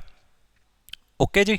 अब क्योंकि टॉर्क एक वेक्टर क्वांटिटी है तो टॉर्क के ऊपर वेक्टर का साइन आएगा, डायपोल मोमेंट के ऊपर भी वेक्टर का साइन आएगा, इलेक्ट्रिक फील्ड के ऊपर भी एक वेक्टर का साइन आएगा। तो आप इसको वेक्टर फॉर्म में ऐसा भी लिख सकते हैं, torque is equal to P cross E, ठीक है जी। अब आ जाती है बेटा अगली बात, हमें ये पता करना है कि इसके स्पेशल केसेस कौन कौन से हैं। अब इसके स्पेशल केसेस अपने आप में बेटा क्वेश्चन बनकर आ चुके हैं, ठीक है। सबसे पहला इसका स्पेशल केस है if theta is equal to 0 degree. Actually ये थीटा किस किस के बीच में है? Dipole moment and electric field के बीच में है। मतलब अगर मैंने इलेक्ट्रिक फील्ड इस तरह से रखी है और मैंने अपने डाइपोल को ही ऐसे रख दिया जिसका माइनस यहां है और प्लस यहां है, तो डाइपोल मोमेंट मेरा इस दिशा में हो जाएगा। तो electric field and dipole moment के बीच में मेरा एंगल कितना हो जाएगा बेटा? 0 डिग्री हो जाएगा। तो ऐसे में हमारी फोर्स तो देखो 0 ही रहेगी, क्योंकि इस चार्ज पर इधर को क्यूई फोर्स लग रही है और इस चार्ज पर इधर को क्यूई फोर्स लग रही है, तो फोर्स तो मेरी 0 ही हो जाएगी। तो टॉर्क जो है वो भी मेरी कितनी हो जाएगी? 0 हो जाएगी, क्योंकि टॉर्क का फॉर्मूला है पीई साइन थीटा। थीटा की जगह अब यहां क्या आ जाएगा? 0। तो टॉर्क भी क्या आ जाएगी? 0। तो जिस समय तुम्हारी फोर्स भी 0 आ जाए और टॉर्क भी 0 आ जाए, तो इस चीज को हम कहते हैं इक्विलिब्रियम। क्या कहते हैं बेटा? इक्विलिब्रियम। और अगर हमारी टॉर्क एंड फोर्स 0 आई है और एंगल भी मेरा 0 है, तो इसको हम स्पेशल नाम देते हैं स्टेबल इक्विलिब्रियम। क्या कहते हैं बेटा? Stable equilibrium. ठीक है जी। इसी तरह से मान लिया जाए अगर इलेक्ट्रिक फील्ड हमारी इस दिशा में है और डाइपोल मैंने ऐसे रख दिया, मतलब माइनस का साइन यहां, पॉजिटिव साइन यहां, और डाइपोल मोमेंट की डायरेक्शन मेरी इस डायरेक्शन में है, तो अब जो मेरा एंगल है वो बना है 180 डिग्री, क्योंकि देखो इलेक्ट्रिक फील्ड इस दिशा में है, ठीक है, और डाइपोल मोमेंट ऑपोजिट डायरेक्शन में है। तो इलेक्ट्रिक फील्ड और डाइपोल मोमेंट, मतलब इलेक्ट्रिक फील्ड इधर है, डाइपोल मोमेंट इधर है, इनके बीच में एंगल कितना बन गया हमारा? 180 डिग्री। तो ऐसे में हमारी फोर्स तो अभी भी कितनी ही रहेगी? 0 ही रहेगी, क्योंकि माइनस वाले चार्ज पर जो फोर्स लगेगी वो इस दिशा में लगेगी, प्लस वाले चार्ज पर जो फोर्स लगेगी इस दिशा में, ऑपोजिट डायरेक्शन है, तो फोर्स तो मेरी 0 ही रहेगी। और जो मेरी टॉर्क है वो भी क्या हो जाएगी? 0। मतलब पीई साइन 180 वो भी क्या हो जाएगी? 0। मतलब टॉर्क भी क्या हो जाएगी? 0। तो इसको भी मैं क्या बोलूंगा बेटा? इक्विलिब्रियम बोलूंगा। इसको भी मैं इक्विलिब्रियम बोलूंगा। परंतु कौन सा इक्विलिब्रियम? Unstable equilibrium. तो अगर तुम्हारा थीटा 180 डिग्री बना है तो वो जो इक्विलिब्रियम होगा वो अनस्टेबल इक्विलिब्रियम होगा। ठीक है, आप नोट कर लें, मैंने बहुत अच्छे से आपको समझा दिया। ठीक है, तो ये डेरिवेशन में बस इतना ही आपको लिखना होता है, 3 नंबर में आपको ये आएगी। ठीक है जी, ओके। तो अब नेक्स्ट क्वेश्चन है बेटा हमारा, इन्होंने कहा if dipole were kept in a uniform external electric field E naught, diagrammatically represent the position of the dipole in stable and unstable equilibrium। ये जो लिखा है ना, ये अनस्टेबल लिखा है। ठीक है, अगर पढ़ने में प्रॉब्लम आती है, ठीक है, ये स्टेबल है। सेम बात कर रहे हैं बेटा, मैंने आपको अभी 2 मिनट पहले ही बताया ये क्वेश्चन बन के आ सकता है, और देखो आ गया। ठीक है, इन्होंने कहा if dipole were kept in uniform external electric field E not. मान लो मैंने डाइपोल को रखा uniform external electric field E not में, diagrammatically represent the position of dipole in stable and unstable equilibrium. Stable equilibrium तब होता है अगर मैं डाइपोल मोमेंट की डायरेक्शन सेम ही रखूं इलेक्ट्रिक फील्ड के जैसी। तो थीटा मेरा बनेगा 0 डिग्री। तो अगर थीटा 0 बनेगा तो टॉर्क मेरी कितनी हो जाएगी? टॉर्क हो जाएगी पीई साइन 0। ठीक है, टॉर्क की वैल्यू 0 आ जाएगी एंड नेट फोर्स तो इस पर है ही मेरी 0। तो ऐसी सिचुएशन है स्टेबल इक्विलिब्रियम। ठीक है जी, बता चुका हूं 1 मिनट पहले मैं। ठीक है, इसी तरह से अगर इलेक्ट्रिक फील्ड ई नॉट हमारी ऐसे है और मैं डाइपोल को ऐसे रखूं, डाइपोल मूवमेंट की डायरेक्शन मेरी ये हो जाए, तो मेरी टॉर्क की वैल्यू यहां पर भी 0 ही आएगी। बस इसको हम कहेंगे अनस्टेबल इक्विलिब्रियम। ठीक है जी, ओके, बात खत्म। अगला क्वेश्चन आ गया, बढ़िया क्वेश्चन है ये। ठीक है, देखो ये क्वेश्चन आपको कहते हैं 2 small identical electric dipoles A B and C D. ठीक है बेटा, ये देखो मैंने डायग्राम भी बनाया हुआ है। मान लो ये है हमारा y एक्सेस, ये है हमारा x एक्सेस। इन्होंने कहा 2 small identical electric dipoles A B and C D. मान लो एक मेरा डाइपोल है ए बी इस तरह से, और इसमें मैंने माइनस चार्ज यहां रखा है एंड प्लस चार्ज मैंने यहां रखा है। ठीक है जी, A B and C D, each of dipole moment. Okay, ये ए बी वाला एक डाइपोल हो गया, और दूसरा डाइपोल हमारा कौन सा है बेटा? दूसरा डाइपोल हमारा ये है, ये है हमारा दूसरा डाइपोल। इस दूसरे डाइपोल का हमने नाम रखा है सी डी। इस दूसरे वाले डायपोल के अंदर माइनस चार्ज हमने यहां रखा है एंड प्लस चार्ज हमने यहां रखा है। ठीक है जी, ओके। इस तरह से आपको समझ आ रहा है ना? जिसको भी ये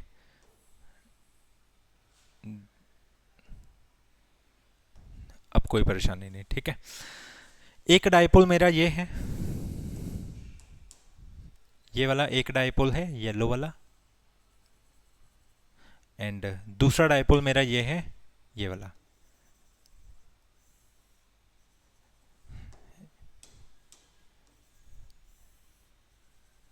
ठीक है जी, कंफ्यूजन नहीं होनी चाहिए।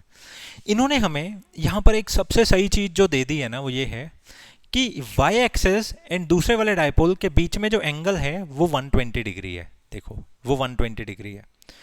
तो हम जानते हैं कि यहां से लेकर यहां तक का तो 90 हो गया, तो मतलब अकेला इतना एंगल कितना हो गया? 30 डिग्री हो गया। और जो डायपोल मोमेंट की डायरेक्शन होती है वो हमेशा नेगेटिव से पॉजिटिव की डायरेक्शन में होती है, इस तरह से। और ए बी के केस में जो डायपोल मोमेंट की डायरेक्शन है वो इस डायरेक्शन में है, P। ठीक है जी। अब क्योंकि यहां पर भी minus Q and plus Q charges हैं और ए बी के पास भी minus Q and plus Q charges हैं। ठीक है जी, ओके। अब इन्होंने हमें ऐसा कहा कि अगर चार्जेस सेम हैं तो डायपोल मोमेंट इनका क्या है? सेम है। इन्होंने खुद भी बोला है two small identical electric dipoles A B and C D, मतलब A B and C D identical हैं, आइडेंटिकल हैं, तो डायपोल मोमेंट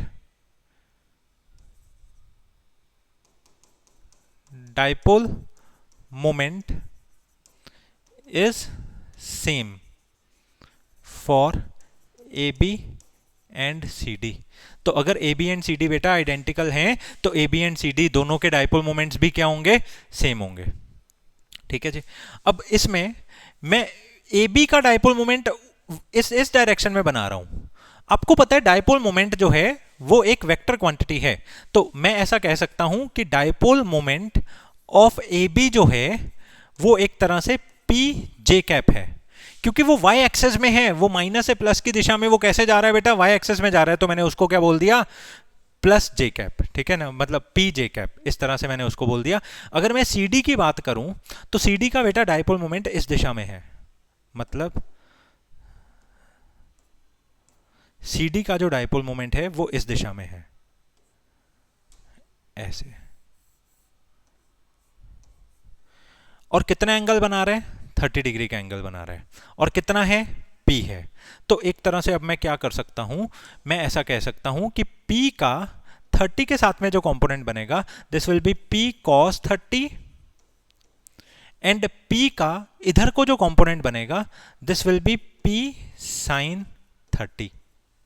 तो एक तरह से मैं dipole moment of C D क्या लिख सकता हूं? मैं उसको लिख सकता हूं P cos 30 आई कैप। ठीक है जी। एंड डाउन साइड वाले को मैं क्या लिख सकता हूं? P sin 30 जे कैप। और डाउन साइड वाला एक तरह से माइनस वाई एक्सेस है तो इसके आगे माइनस आ जाएगा, इधर की साइड वाला एक तरह से प्लस एक्स एक्सेस है तो इसके आगे क्या आ जाएगा? प्लस आ जाएगा। मेरी बात समझ गए? ये मैंने इतना आराम से आपको इसलिए बताया ताकि कोई हड़बड़ी नहीं मैं मचाना चाहता। ठीक है, इंपॉर्टेंट चीज है, इसके कारण ही सारा क्वेश्चन नहीं तो खराब हो जाता है। ठीक है, तो अब हमें अगर टोटल डायपोल मोमेंट निकालना है P टोटल, तो वो किसके बराबर होगा बेटा? वो होगा P1 वाला प्लस P2 वाला। ठीक है जी। अब पहले वाले का डायपोल मोमेंट हमारा कितना है? तो बेटा पहले वाले का डायपोल मोमेंट तो है हमारा P जे कैप, और ये दूसरे वाले का डायपोल मोमेंट एक तरह से इन दोनों से बताया जा रहा है, तो इसको मैं क्या बोलूंगा? दूसरे वाले का डायपोल मोमेंट मैं बोलूंगा P cos 30 कितना होता है बेटा? √3/2 आई कैप माइनस P sin 30 क्या होता है? 1/2 जे कैप। ठीक है जी, ओके। तो हमारा जे कैप वाला और जे कैप वाला ऐड हो जाएगा। ठीक है, तो 1p जे कैप में से हाफ p जे कैप अगर माइनस हो गया this will be half p J cap plus √3/2 p I cap. तो हमारा नेट डाइपोल मोमेंट कितना हो जाएगा बेटा? हमारा नेट डाइपोल मोमेंट हो जाएगा p/2 j cap plus √3/2 p i cap. तो हमारा नेट डाइपोल मोमेंट ये हो जाएगा। उन्होंने हमसे पूछा क्या है? उन्होंने हमसे पूछा है find the dipole moment of the arrangement. ठीक है जी, तो टोटल अरेंजमेंट का डाइपोल मोमेंट ये हमने निकाल दिया। फिर अगले पार्ट में इन्होंने हमसे क्या पूछ लिया? Magnitude and direction of the net torque acting on it. मतलब कितनी net torque acting on it है, मतलब इसकी आप मैग्नीट्यूड भी बताइए और इसकी आप डायरेक्शन भी बताइए। ठीक है जी, सबसे पहले मैं इस डाइपोल मोमेंट को थोड़ा सा मैग्नीट्यूड में चेंज करता हूं। बेटा ये जो डाइपोल मोमेंट है वेक्टर फॉर्म में है, तो डाइपोल मोमेंट का मैग्नीट्यूड क्या होगा हमारा? तो बेटा डाइपोल मोमेंट का हमारा मैग्नीट्यूड होगा, डाइपोल मोमेंट का हमारा किसी भी वेक्टर का मैग्नीट्यूड करना हो under the root of x axis वाली चीज का स्क्वायर प्लस वाई एक्सेस वाली चीज का स्क्वायर करना पड़ता है। ठीक है, तो हमारा ये बन गया √3/2 p का स्क्वायर प्लस p/2 का स्क्वायर। ये हमारा बन गया 3p² प्लस p² का अंडर रूट। तो 3/4p² plus p²/4 this will B 4p²/4। ये हमारा सिर्फ क्या आ जाएगा? p। तो इसका जो मैग्नीट्यूड आया बेटा हमारा वो कितना आ गया? सिर्फ और सिर्फ p। ठीक है जी, अब इन्होंने कहा ये नेट टॉर्क की बात नहीं हम इसमें कर सकते, यहां पर नेट डाइपोल ही है, नेट डाइपोल मोमेंट। ठीक है जी, ये बाय मिस्टेक टॉर्क लिखा गया। टॉर्क तो तब पता लगेगा ना जब हमारे पास में वो डायरेक्शंस वगैरह इनकी सारी होंगे। हमें मैग्नीट्यूड बताना था इसके डाइपोल का, ठीक है, डाइपोल मोमेंट का, एंड फिर इसकी डायरेक्शन बतानी है। अब बेटा दो डाइपोल्स हैं यहाँ पे, एक ये डाइपोल है एक ये डाइपोल है। इन दोनों डाइपोल्स का कंबाइंड मैग्नीट्यूड हमारा कितना आया है? p आया है। मतलब इन दोनों डाइपोल्स के एक्चुअल मतलब कंबाइंड डाइपोल मोमेंट, इन दोनों डाइपोल्स के डाइपोल मोमेंट का कंबाइंड असर हमारा कितना आया है? p आया है। अब हमें क्या पता करना है? डायरेक्शन। जब भी कभी भी डायरेक्शन पता करनी हो तो याद रखा जाए कि हमेशा tan थीटा की हमें बात करनी है। किसकी बात करनी है? डायरेक्शन में हमेशा tan थीटा की बात करनी है। बेटा tan थीटा किसके बराबर होता है? Perpendicular upon base. एक तरह से परपेंडिकुलर होता है y एक्सेस, बेस होता है x एक्सेस इस केस में। ठीक है जी, ओके। तो आपने यहां पर अब क्या देखा है अभी अभी कि इसका डाइपोल मोमेंट इस दिशा में था, इसका डाइपोल मोमेंट जो था वो इस दिशा में था, वो इस दिशा में था। ठीक है, मतलब एक का डाइपोल मोमेंट इस दिशा में था, दूसरे का डाइपोल मोमेंट इस दिशा में था। तो इसका रिजल्टेंट हमारा ये निकला है, और वो कितना निकला है? p निकला है। इनका कंबाइंड डाइपोल मोमेंट हमारा कितना निकला है? p निकला है। अब बेटा मैं इस p का एंगल निकालना चाहता हूं, मैं ये पता करना चाहता हूं ये p कितने एंगल पे है। ठीक है ना, समझ आ गया सबको? देखो ना, जो मैंने ऐसे रखा था डाइपोल, जो मैंने ऐसे डाइपोल रखा था उसका डाइपोल मोमेंट ऊपर को था। ठीक है जी, और जो मैंने एक सेकंड सॉरी, जो मैंने ऐसे डाइपोल रखा था ए बी वाला डाइपोल, उसका डाइपोल मोमेंट हमारा था ऊपर की दिशा में, और जो मैंने ऐसे सी डी वाला डाइपोल रखा था उसका डाइपोल मोमेंट इस दिशा में था। ठीक है जी, तो इनका जो रिजल्टेंट निकलेगा वो इस दिशा में निकलेगा, और इसके रिजल्टेंट की वैल्यू मेरी अभी तक कितनी आई है? p आई है। अब क्लियर हो गया? अब मेरे को इसका एंगल पता करना है थीटा। तो बेटा थीटा एंगल पता करने के लिए मैंने tan थीटा को इस्तेमाल किया। tan थीटा क्या होता है बेटा? Perpendicular upon base. परपेंडिकुलर मतलब y axis upon x axis के बराबर होता है हमारा tan थीटा। ठीक है जी, अब y एक्सेस वाली बात कौन कर रहा है? y एक्सेस वाली बात हमारी किधर से निकलेगी? देखो, y एक्सेस की डायरेक्शन में हमारे कितने डाइपोल मोमेंट्स हैं? एक तो इस वाले डाइपोल का y एक्सिस में एक कंपोनेंट बना है p sin थीटा, और एक इस वाले डाइपोल ए बी वाले डाइपोल का y एक्सिस में कंपोनेंट बना है p। देखो y एक्सिस में क्या क्या बना है? एक तो p sin थीटा बना है। ठीक है जी, ये किसके कारण बना है? ये बेटा p sin थीटा हमारा बना है सी डी के कारण। आप अच्छे से इसको नोटिस करो, मैं आराम से बता रहा हूं। ठीक है, और y एक्सिस में ए बी के कारण भी हमारा एक डाइपोल मोमेंट बना है। कितना बना है? p बना है। ठीक है जी। ये जो p साइन थीटा बना है ये एक्चुअली बेटा डाउनवर्ड डायरेक्शन में बना है, क्योंकि p ऐसे था, p साइन थीटा इधर बना है, p कॉस थीटा इधर बना है, तो p साइन थीटा जो हमारा बना है, p साइन थीटा हमारा डाउनवर्ड डायरेक्शन में बना है एंड p हमारा ऊपर की डायरेक्शन में बना है। अब बेटा इस p साइन थीटा को मैं क्या लिख सकता हूं, p साइन 30 की वैल्यू है 1/2 p/2, ऊपर की दिशा में p है, तो मेरा नेट ऊपर की दिशा में कितना आएगा, p minus p/2, this is p/2। तो y एक्सिस में नेट डायपोल मोमेंट कितना आ रहा है बेटा, दोनों का p/2 आ रहा है। कोई मेहनत नहीं है इसमें, बस थोड़ा दिमाग लगाना है। अब जरा x एक्सिस की हम बात करते हैं। बेटा x एक्सिस में जो डायपोल मोमेंट है वो तो सिर्फ p cos 30 है, ठीक है, तो इसको तो मैं क्या लिख सकता हूं, p cos 30 की वैल्यू इज √3/2। तो x एक्सिस के लिए मैं क्या लिख सकता हूं, p √3/2, p से कटा p, 2 से कटा, 2 से कटा बेटा 2, तो हमारे पास में वैल्यू क्या आई, tan theta is equal to 1/√3। ठीक है जी। तो थीटा की वैल्यू हमारे पास में क्या आएगी, 30 डिग्री। तो मैं आपको अब ये बताना चाहता हूं कि उन्होंने हमसे पूछा कि पता करके बताओ किस डायरेक्शन में हमारा ये डायपोल मोमेंट बनेगा, और मैंने आपको ऑलरेडी बता दिया ये डायपोल मोमेंट इस डायरेक्शन में बनेगा, और इस डायरेक्शन में अगर टोटल डायपोल मोमेंट बन रहा है वो ऑब्वियसली 30 डिग्री पे ही बन रहा है। मतलब अगर इसको मैं थीटा एंगल ले रहा हूँ वो ऑब्वियसली कितने पे ही बन रहा है, 30 पे ही बन रहा है एक्स एक्सिस के साथ में। ठीक है जी, ओके। तो हमारी थीटा की वैल्यू आ गई 30। इस तरह से हमने इसको सॉल्व करके दिखाना है ताकि आपको पूरे के पूरे मार्क्स मिले। ठीक है, ओके। ये क्वेश्चन इंपॉर्टेंट है, इस पे मैं स्टार लगा रहा हूँ, ये आ सकता है आपको।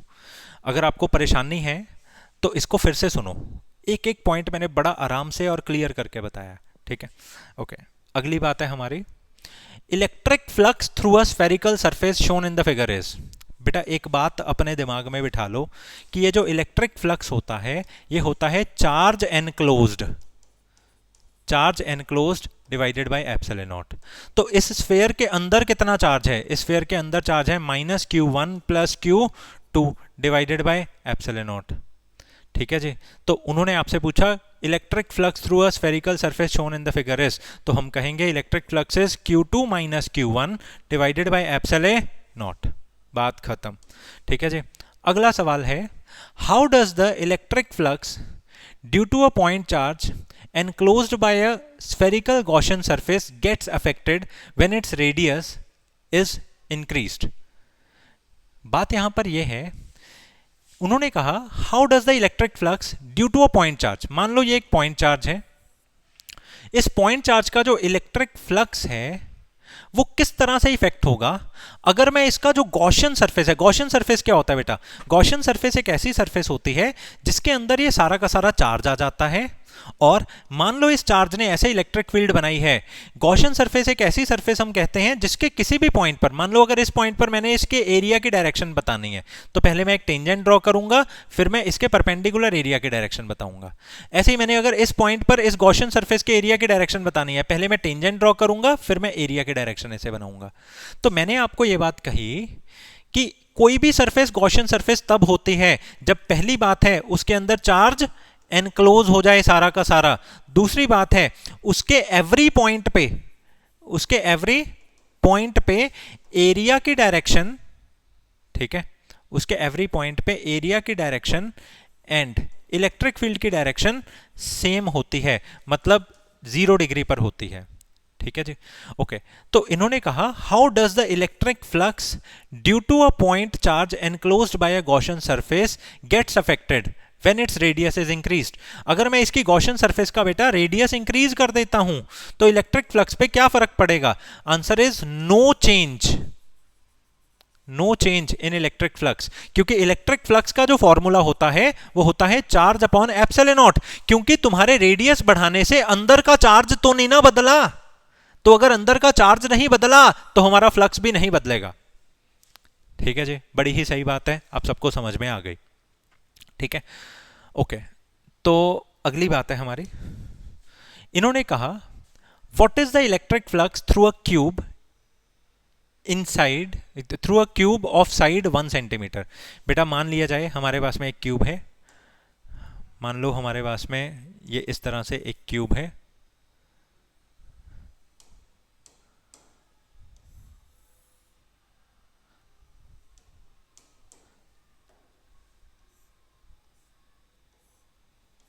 ठीक है जी।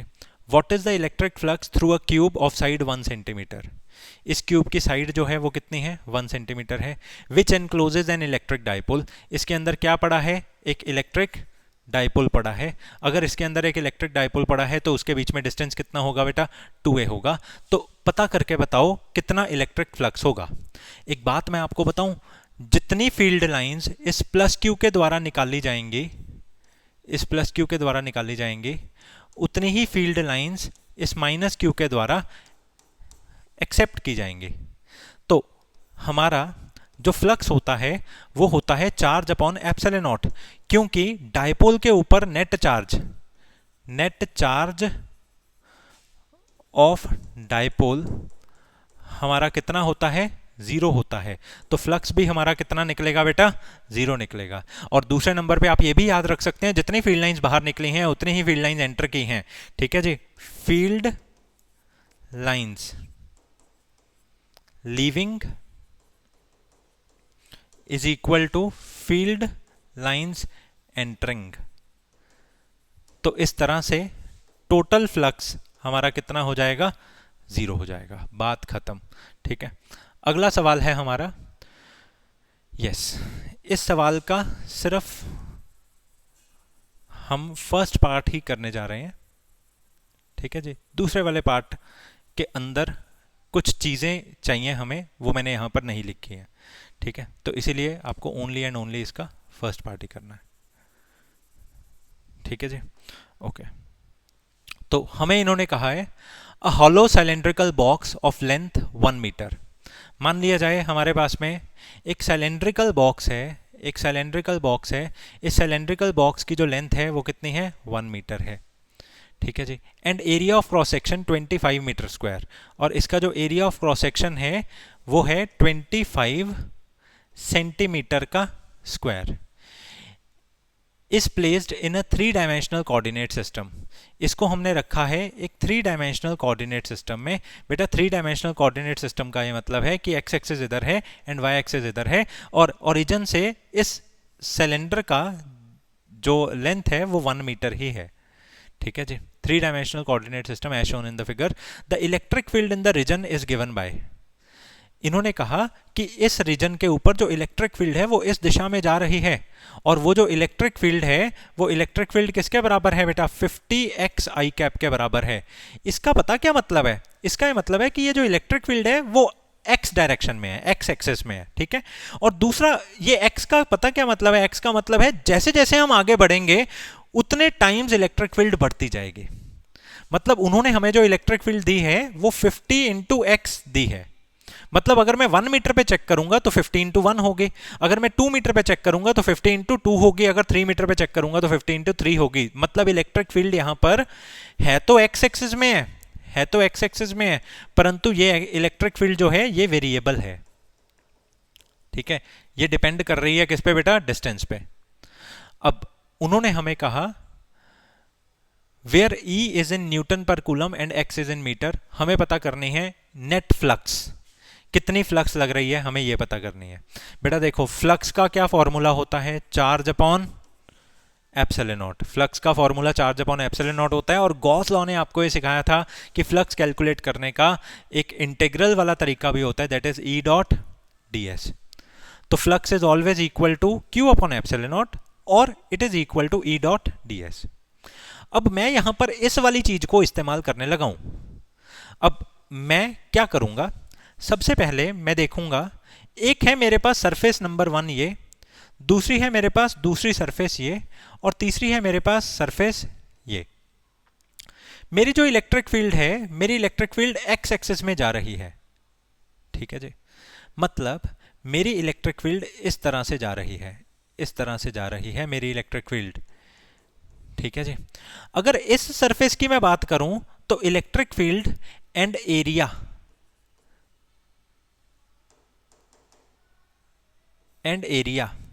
ये कितना एंगल बना रही हैं, ये 180 डिग्री का एंगल बना रही है। अगर मैं इसकी बात करूं तो इलेक्ट्रिक फील्ड एंड एरिया कितना एंगल बना रही है, 0 डिग्री का एंगल बना रही है। और अगर मैं इस सरफेस की बात करूं तो ये देखो, ये एक सिलेंडर है, ये एक इस तरह का सिलेंडर है, तो किसी भी सिलेंडर पर टेंजेंट हम ऐसे ड्रॉ करेंगे और एरिया की डायरेक्शन ऐसे आएगी। समझिए ना, मान लो बेटा ये सिलेंडर है, तो सिलेंडर किसी भी कर्व्ड सरफेस का नॉर्मल कैसे ड्रॉ किया जाता है, परपेंडिकुलर कैसे ड्रॉ किया जाता है, पहले उस पर ऐसे टेंजेंट बनाया जाता है और फिर उसके परपेंडिकुलर ऐसे ड्रॉ किया जाता है। तो यहाँ पर एरिया की डायरेक्शन इसकी यहाँ क्या आएगी, ऐसे आएगी। तो एरिया एंड इलेक्ट्रिक फील्ड के बीच में यहाँ पर एंगल कितना बनेगा, 90 डिग्री का एंगल बनेगा। ठीक है जी। अब मैं यहां पर टोटल फ्लक्स अगर निकालना चाहता हूं तो मैं पहले फ्लक्स निकालूंगा सरफेस नंबर 1 की, फिर मैं फ्लक्स निकालूंगा सरफेस नंबर 2 की, और फिर बेटा मैं फ्लक्स निकालूंगा यहां पे सरफेस नंबर 3 की। मतलब सबसे पहले मैं ई डॉट डी एस करूंगा फॉर सरफेस नंबर 1, मतलब पहले पूरे ई डॉट डी एस करूंगा इस सरफेस के लिए, फिर मैं ई डॉट डी एस करूंगा फॉर सरफेस नंबर 2, और उसके बाद मैं ई डॉट डी एस करूंगा फॉर सरफेस नंबर 3। तो मेरे पास में टोटल फ्लक्स आ जाएगी, मतलब ई डॉट डी एस आ जाएगा फॉर होल सिलेंडर, जो मेरे को पता करना है, और वही होगी मेरी टोटल फ्लक्स। सबको समझ में आ गई बात? ठीक है जी। अब देखो, डॉट को हटाकर हमेशा कॉस थीटा लगाया जाता है। सरफेस नंबर 1 के लिए हमारा थीटा है 180 डिग्री। यहां भी डॉट को हटाकर मैंने cos थीटा लगाया। सरफेस नंबर 2 के लिए मेरा थीटा है 0 डिग्री। इस डॉट को भी हटाकर मैंने cos थीटा लगाया, यहां पर थीटा है मेरा कितना, 90 डिग्री। तो ऐसे में बेटा cos 180 डिग्री की क्या वैल्यू होती है, cos 180 डिग्री की वैल्यू होती है -1। ठीक है जी। अब पूरी की पूरी सरफेस पे इलेक्ट्रिक फील्ड कांस्टेंट है, तो इसको मैंने बाहर कर दिया। ds क्या है, छोटा सा एरिया, और इस पूरी प्लेट का बड़ा एरिया हमारा क्या आ जाएगा, इन्होंने खुद ही दिया हुआ है। इस पूरी प्लेट का जो ये बड़ा एरिया है, दिस इज 25 सेंटीमीटर स्क्वायर। मैं इस एरिया की वैल्यू सेंटीमीटर स्क्वायर में नहीं यूज करना चाहता, मैं मीटर में करना चाहता हूं, क्योंकि स्टैंडर्ड वो है। तो एरिया हो गया 25 इंटू 10 की पावर -4 मीटर का स्क्वायर। ठीक है जी। तो इलेक्ट्रिक फील्ड तो कांस्टेंट थी इस पूरी सरफेस के ऊपर, मतलब इस पूरी की पूरी सरफेस के ऊपर, चाहे मैं इस पॉइंट पे चेक करूं, चाहे इस पॉइंट पे, चाहे इस पॉइंट पे, चाहे इस पॉइंट पे, इलेक्ट्रिक फील्ड इज सेम।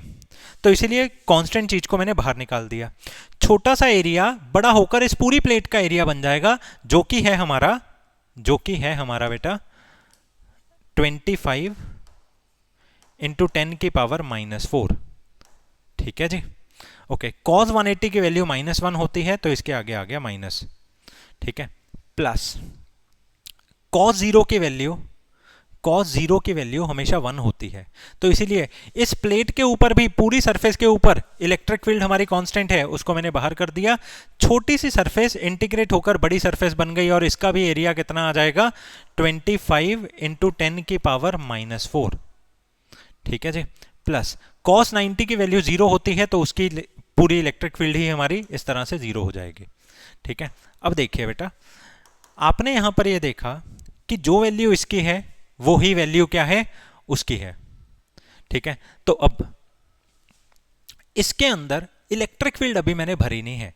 अब मैं इलेक्ट्रिक फील्ड भरने लगा हूं, माइनस इसकी इलेक्ट्रिक फील्ड क्या भरूंगा मैं, 50x। अब प्लेट नंबर 1 का एरिया, मतलब प्लेट नंबर 1 के लिए x की वैल्यू कितनी है, ये देखो बेटा, प्लेट नंबर 1 के लिए x की वैल्यू है हमारी 1 मीटर। तो इसीलिए मैंने 50 इंटू 1 भरा है, साथ में क्या भरा है, आई कैप भरा है, साथ में ये पूरी की पूरी चीज सेम टू सेम भरेंगे, 25 इंटू 10 की पावर -4। ठीक है जी। प्लस प्लेट नंबर 2 के लिए इलेक्ट्रिक फील्ड में क्या भरूंगा, 50 इंटू डिस्टेंस कितना है, 1 + 1 मतलब 2, साथ में इसके भी क्या आएगा, आई कैप ही आएगा, साथ में इसका एरिया कितना है, ये वाला 25 इंटू 10 की पावर -4। तो आपने अब देखा 50 इंटू 1 इज 50, वो भी माइनस वाला। ठीक है, 25 ऐसे आ गया, अपॉन में क्या है 10 की power 4, plus 50 into 2 is 100, multiply by 25 upon 10 की पावर में क्या है 4। तो हमारे पास ये आ गया 50 इंटू 25 एंड 25 इंटू, ये देखो 50 इंटू 25 इज 1250। ठीक है, माइनस आगे लगेगा 10 की power 4, plus this is 2500 divided by 10 की पावर 4। ठीक है जी। तो ऐसे में हमने जब अपना टोटल फ्लक्स बताया, ये सारा का सारा हमारा टोटल फ्लक्स है, ठीक है जी, टोटल फ्लक्स बताया। तो 2500 में से जब 1250 हमारे माइनस हो जाएंगे, दिस इज 1250 गुना 10 की पावर -4। तो टोटल फ्लक्स जो आपको यहाँ पे मिलेगा, दिस इज 1250 इंटू 10 की पावर 4, और you can also say it as 1 2 3 4 0.1250, ठीक है। This is our total flux, और ये हमारी इस तरह से वैल्यू आ गई, ठीक है जी। तो इसी के ही साथ में हमने पिछले 10-15 साल के जितने भी क्वेश्चन आए हुए हैं इलेक्ट्रिक चार्जेस एंड फील्ड्स के, वो हमने सॉल्व कर लिए। अगली वीडियो में मैं इलेक्ट्रिक पोटेंशियल एंड कैपेसिटेंस के सारे प्रीवियस ईयर क्वेश्चंस करवाऊंगा। इस तरह से पूरे सिलेबस के हम PYQ की सारी सीरीज के क्वेश्चंस को सीख लेंगे, ठीक है। अब इन क्वेश्चंस को सीखने का बेटा आपका बेनिफिट क्या होगा? पहली बात तो ये है, आपके स्कूल के एग्जाम्स में ज़्यादातर क्वेश्चंस ना PYQ के उठाए जाते हैं, उनकी आपकी प्रॉब्लम हल हो जाएगी। जिन बच्चों के प्री बोर्ड्स आ रहे हैं, ठीक है, वो सारी की सारी दिक्कतें आपकी हल हो जाएंगी, ठीक है। दूसरी बात यह है, जब भी आप कोई भी सैम्पल पेपर्स अपने खुद की इवैल्यूएशन करने के लिए करने लगते हैं, उसके अंदर आपका कॉन्फिडेंस बढ़ जाएगा। सैम्पल पेपर का क्या मतलब है? पेपर में आने जैसे क्वेश्चंस, ठीक है जी। मतलब पिछले 15 साल में जैसे पेपर में आने जैसे क्वेश्चंस हैं, उनकी आपने अगर ढंग से डिटेल में मेरी एक एक एक्सप्लेनेशन को सुनी है, तो आपका दिमाग चलने लगेगा उस अकॉर्डिंगली, ठीक है ना। ओके, आज के लिए इतना ही है। नेक्स्ट लेक्चर में हम पोटेंशियल कैपेसिटेंस की बात करेंगे। Thank you so much.